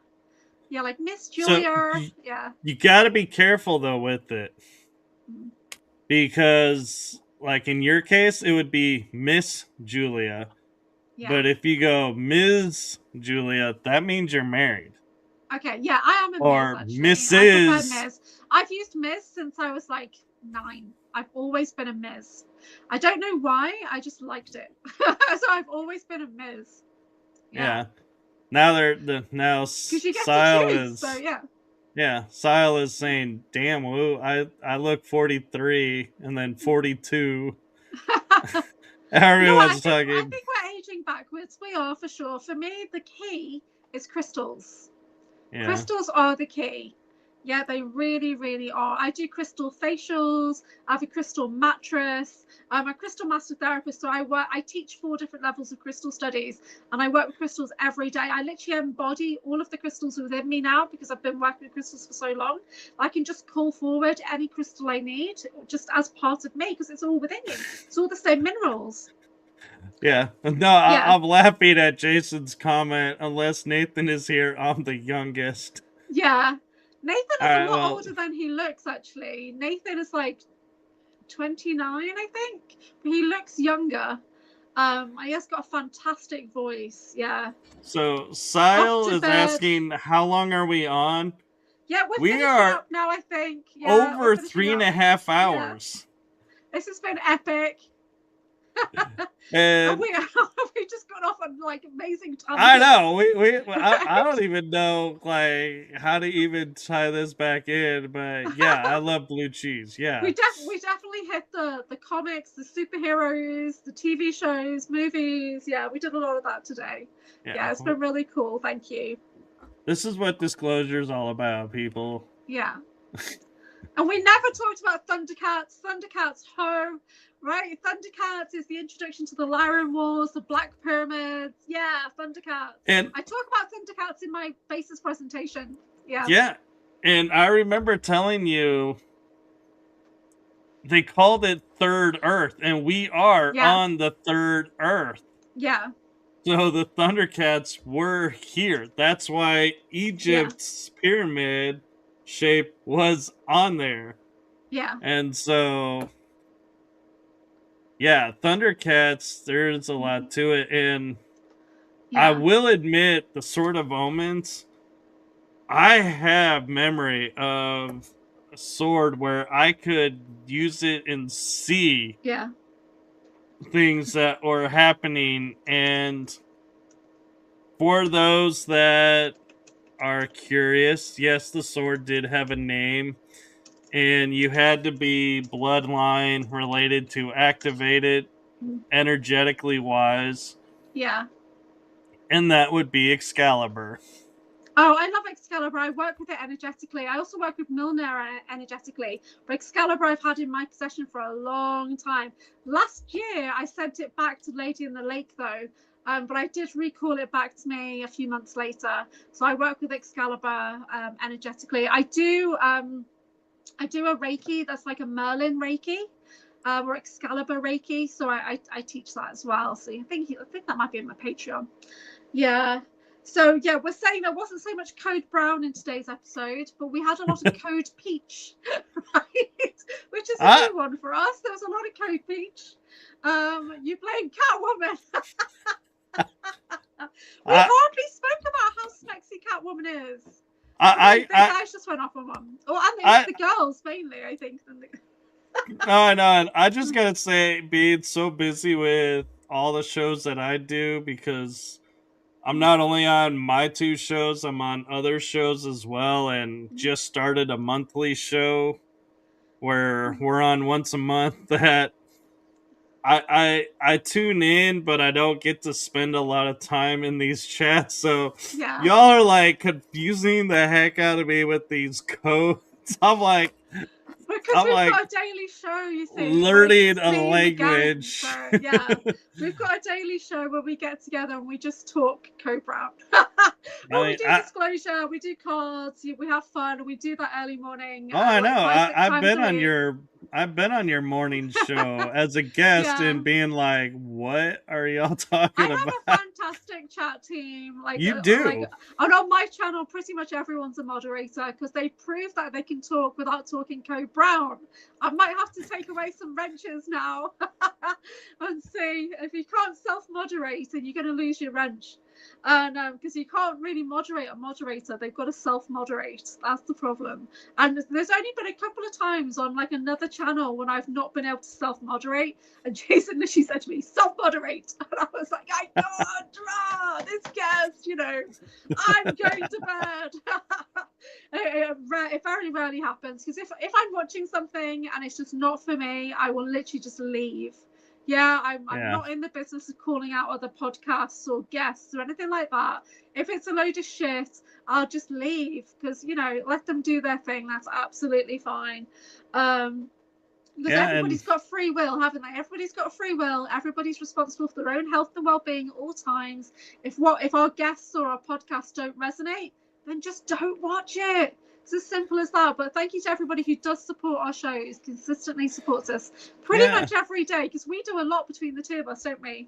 We do. And I'm like, I try to cut back, but I always end up like people asking me, and I'm like, okay, yeah, we can do that. Yeah, I'm available. Okay, I don't get that many guest requests, because I make it very clear I only talk to my mates. That's it. If I'm only going to be a guest on my friends' shows, so people just don't really invite me. Occasionally I'll get something and I'll say, sorry, I just don't have time available, whatever. But I like to be with people who kind of understand the way I think and the way I work, and that I have no filter and that kind of thing. So I'm not comfortable as a guest. And I like our collaborations. That's what I prefer. Yeah, which is pretty cool. And it's kind of interesting because I don't have scheduled shows coming up while I'm in Nevada with Venus and Brad and Jeff. Is that where you are? That's where I'm gonna be. Okay. No, we're celebrating his birthday. It's his birthday bash. Of course, that's amazing. I saw pictures last year.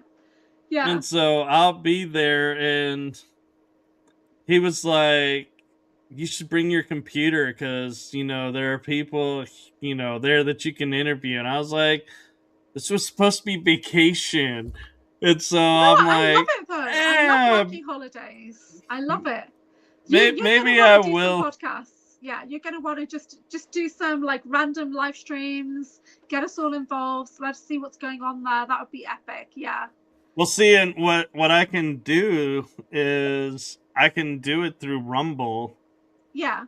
And I have a drive if I need to, but if I do it through Rumble, I just need the laptop and the microphone. That's it. Yeah. Make sure you send me links and stuff, and then I can get everybody over. That'd be really cool. Yeah, because I've got a conference, not this weekend, next weekend. I'm going to the Awaken Aware conference by Kerry Cassidy, Project Camelot, organised by the UFO Academy at High Elms Manor in Watford. So we're in a stately home in a mansion.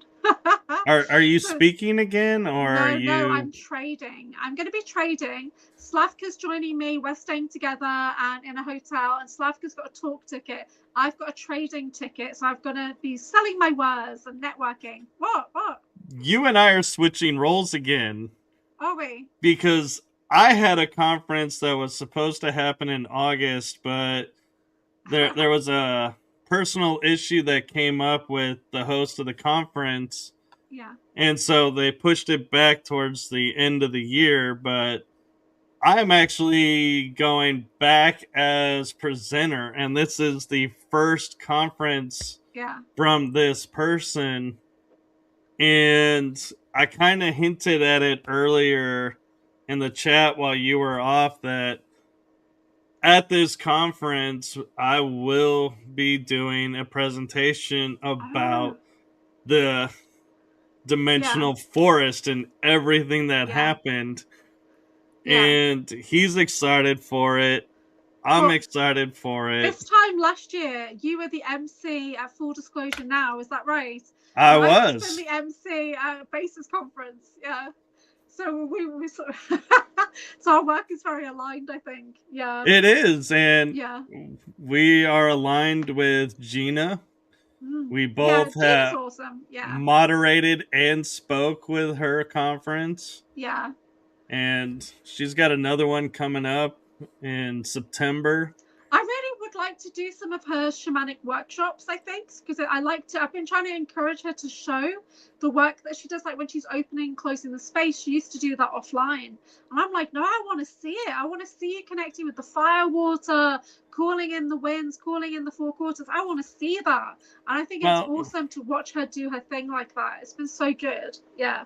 It is, but some of that is sacred space, and so I can understand why she doesn't want it on public view, because it is a ritual sacredness, and so I'd like to definitely do a workshop or something with her, getting back into shamanic. I've not done anything shamanic for quite a while, actually. The last thing I did was with Northern Drum, and that was in Oxford a couple of years ago, and it was like a very deep weekend, journeying into different worlds and stuff. Yeah, and we did with a lot of drumming and chanting, and it was awesome. And we did, I can't really share what we did, but the only thing I can share with my clients is a feather blessing that I learned. It's a beautiful feather blessing. So I do work through the body with feather, and it's quite aggressive. But it's like, you know, when I talk about releasing debris from your aura, when I work with the feather with shamanic practice, it's fantastic. I love it. Yeah, it's so cool. So I'm going to be at a Wake and Work conference, not this weekend, but weekend after. So I'll see everybody over there. I'm going to try and live stream a little bit if I can. However, I've just got a vending ticket, so I'm not going into the talks, but I'm going to be networking with everybody when they get out of the talks.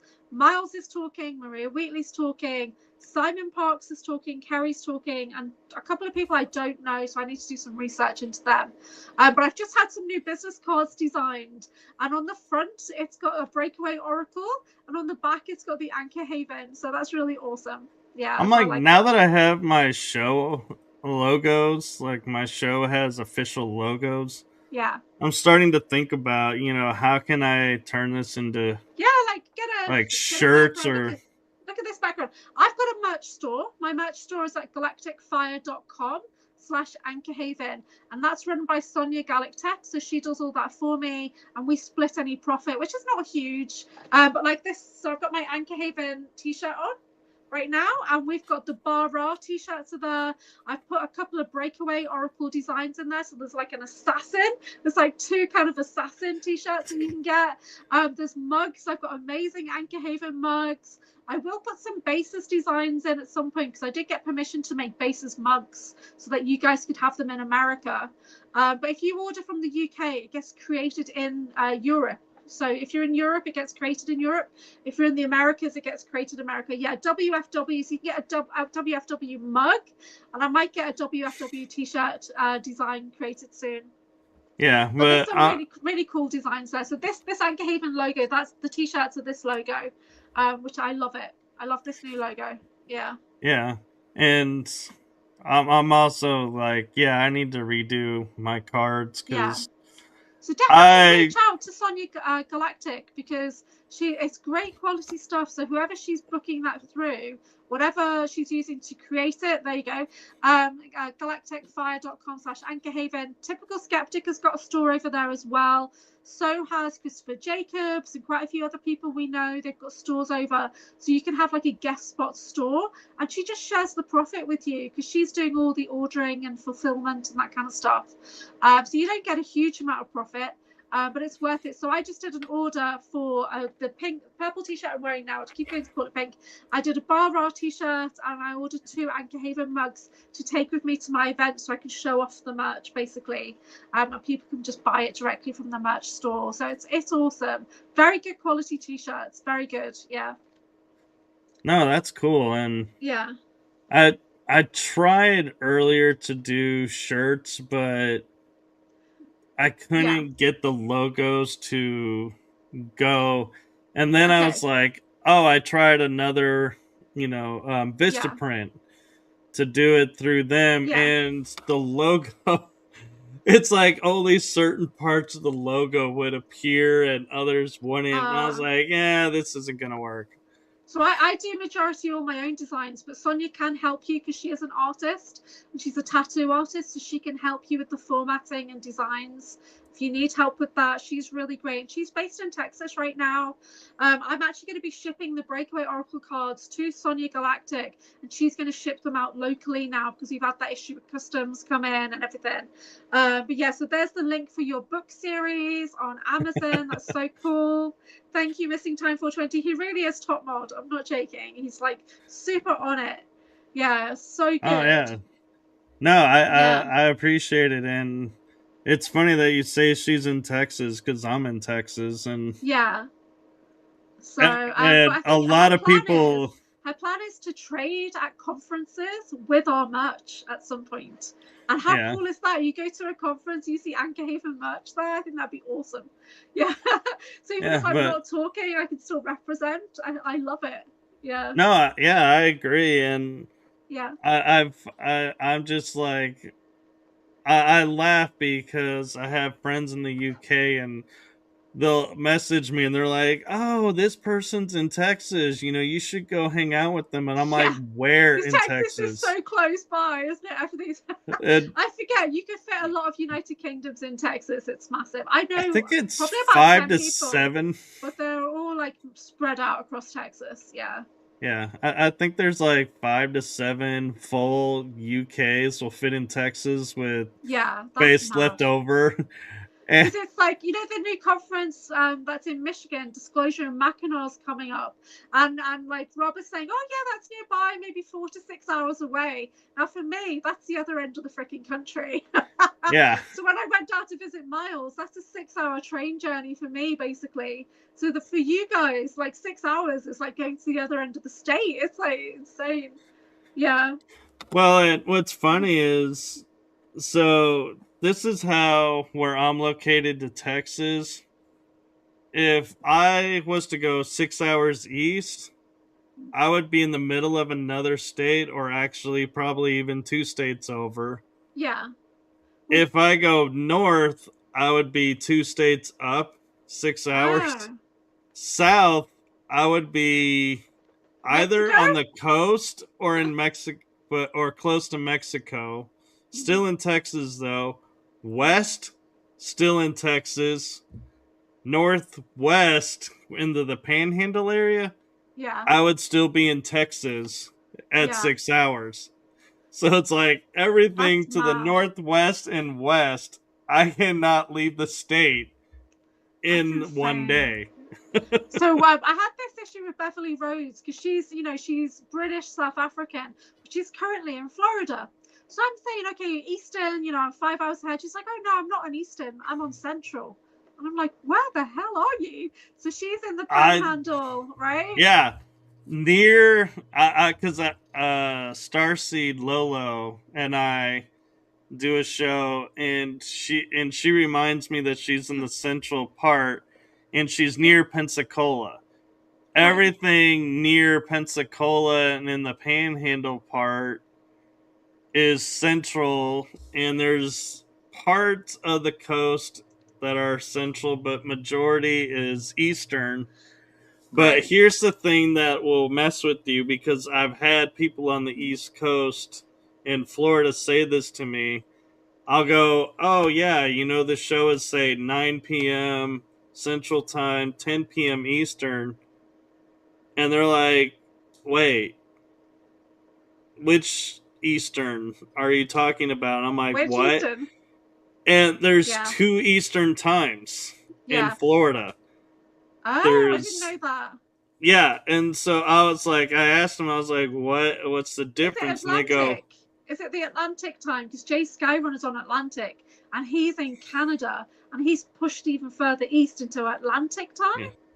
No. What? So what it is there's Eastern Standard Time, which does daylight savings, but then there's another Eastern Time that doesn't do daylight savings. Oh, oh my gosh. And so it's like, what?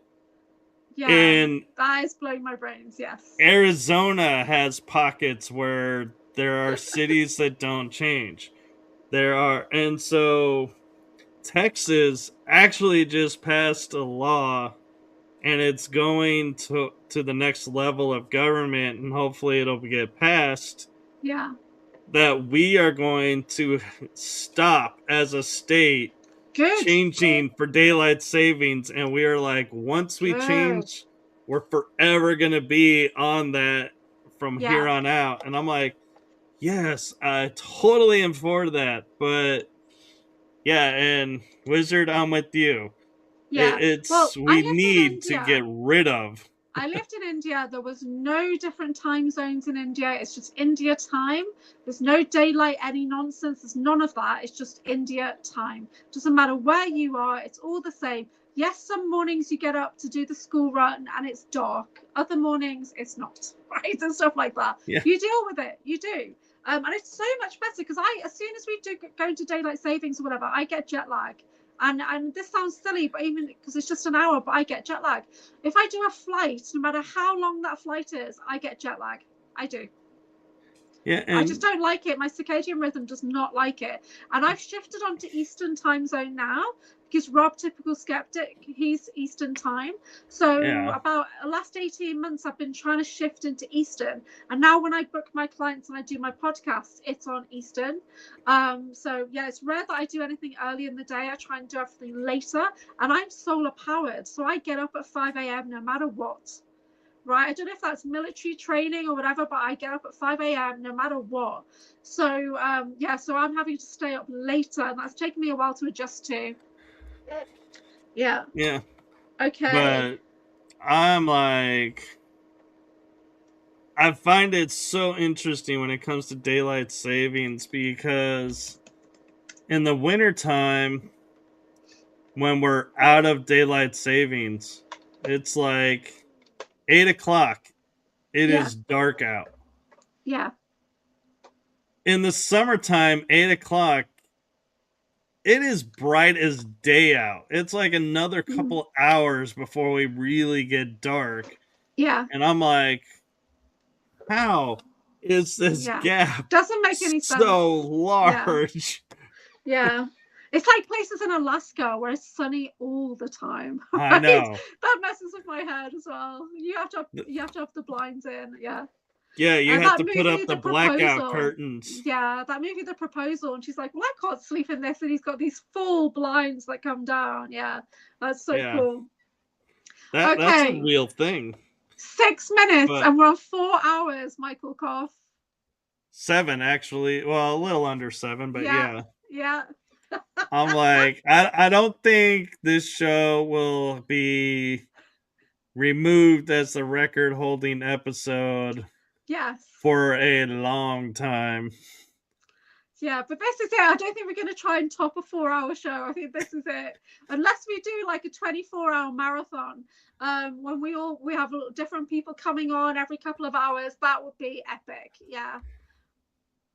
Andy Decodes, Alien 8 UK, he does that. Yeah, I know he's done. Has he done it? Was it coming he's done 24, or he's done 48 hours even. Yeah, I think it's coming up this weekend, Andy Decodes. Yeah. Still Cole is saying, Lordy Lord, new record.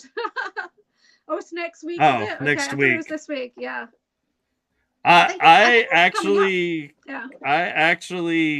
co-hosted one of those. Did you? And that was wild, being up for that and being a part of that, because it was like, wow, it's like they were on and then they were off and the next came on, and it was like, wow. I think we should do that with Typical Skeptic for sure. And so Missing Time says it's just started on Andy Decode's channel, his 24-hour marathon. UFO drop, I think. It's going through the files. I don't know. Okay, let's wrap this up. It is 9:30 a.m. here in the United Kingdom. I'm AnchorHaven. And this is, what are we? Rising through the unknown into mystical wellness? I don't know. Where are we? We're a collaboration. We're both. You can totally claim this as both, but I don't think that I could probably even email you this episode, because it's probably way too large. I will wait for it to kind of settle into YouTube, and then I'll just download the YouTube compressed version to put onto my channel, so it's okay, don't worry. I'll be compressing the audio, believe me, because whenever I hit 3 hours or more, I have to compress it to upload to one of my networks. So it's going to be interesting to figure out how much do I compress this audio to fit. Well, you just cut me out. Just cut me out. It's all nonsense. The energy that anchors. Oh, the energy that anchors us. Yeah.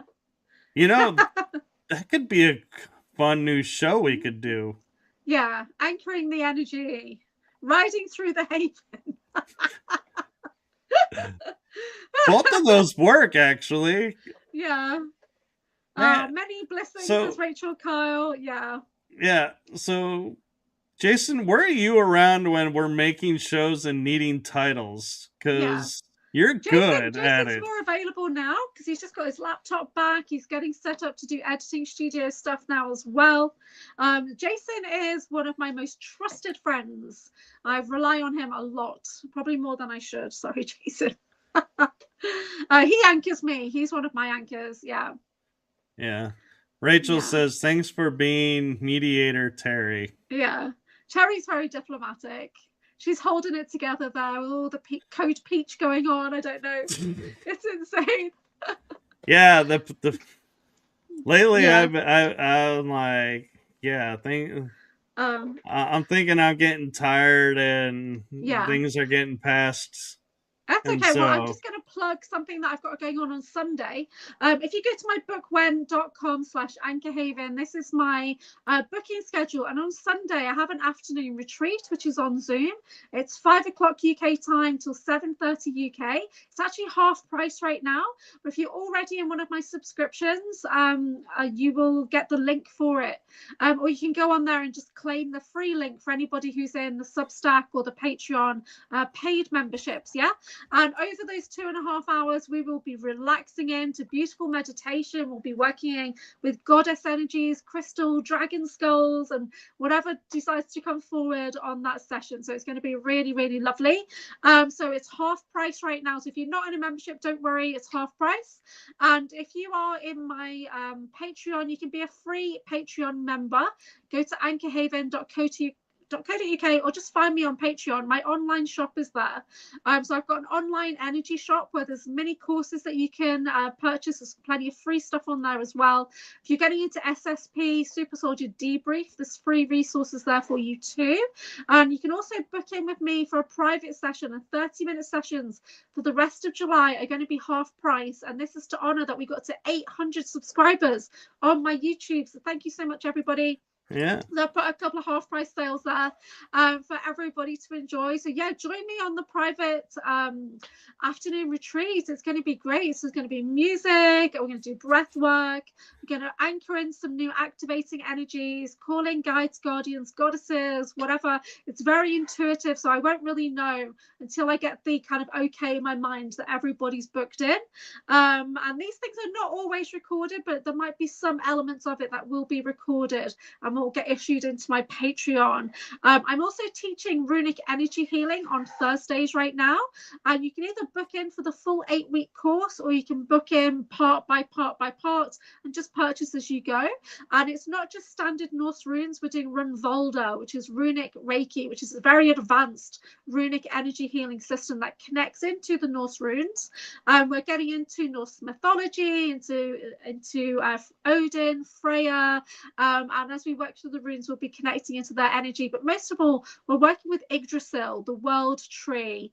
Yeah, the 9 realms kind of energy. We're connecting into that. So it's very exciting. I love working with Norse runes. Yeah. What? Oh, you crossed us over the 4-hour line. Okay, there we go. So that's me. Thank you so much for watching, everybody. AnchorHaven out. And I'm on YouTube, Facebook, Spotify, Rumble. So you pretty much find me on most socials. I'm not so active on some as others on there, but yeah, I do just mainly promoting shows on a lot of them. But yeah, this is going to be fun, going to sleep now and waking up in a few hours for my day. I'm going to have my breakfast now, and then I'm going to do some admin, and then I go into meditation mode for the middle of the day. That's when I sleep best. So I go into either deep meditation recall, trying to access memories. John Whitberg got a new memory of me and him, and it was on planet, and that's totally changed something in my mind, because I had a memory being in a city doing surveillance. And now I'm thinking that city was on planet, not off planet. So he saw me in London, in Hyde Park, and I'm dressed like a homeless person in this memory of his. But it's me. And is that near Cardiff? No, just in London. Yeah, Cardiff is South Wales. Yeah. Because for some reason I was picking up Cardiff as you were talking about that. I do have clones in Wales, so that's probably what you're tuning into. Ah. Because the last clone sighting in Wales was in was just in south of Wales in Bristol. Yeah, I've got a lot of clones everywhere. So no, I'm laughing that it's like we have, you know, like we do train spotting, we do, you know, different things, and you're like, it's clone spotting, watching. yes. I call it clone slipping when I slip into their minds. But if anyone sees me anywhere, please let me know so we can document it. Because it's guaranteed not to be me. I am the Orphan Black, so do go check into that, what that means. Yeah, and okay.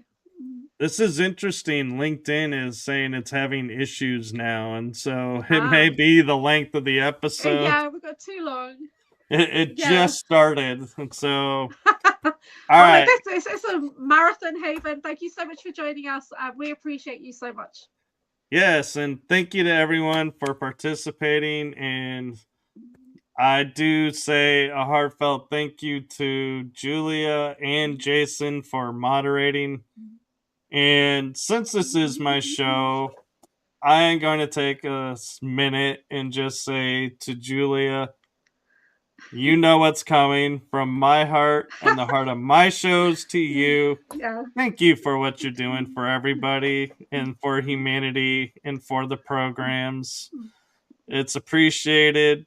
And no matter what anyone says, be you, and you know who's got your back. Yes. Thank you. Thank you for hosting this space. Yeah, I appreciate you. Yeah. Yes. All right, and with that, everyone, we are going to say good night, or actually, might as well say good morning because it's morning for everyone now. All right. Have a great weekend, everyone. Bye-bye.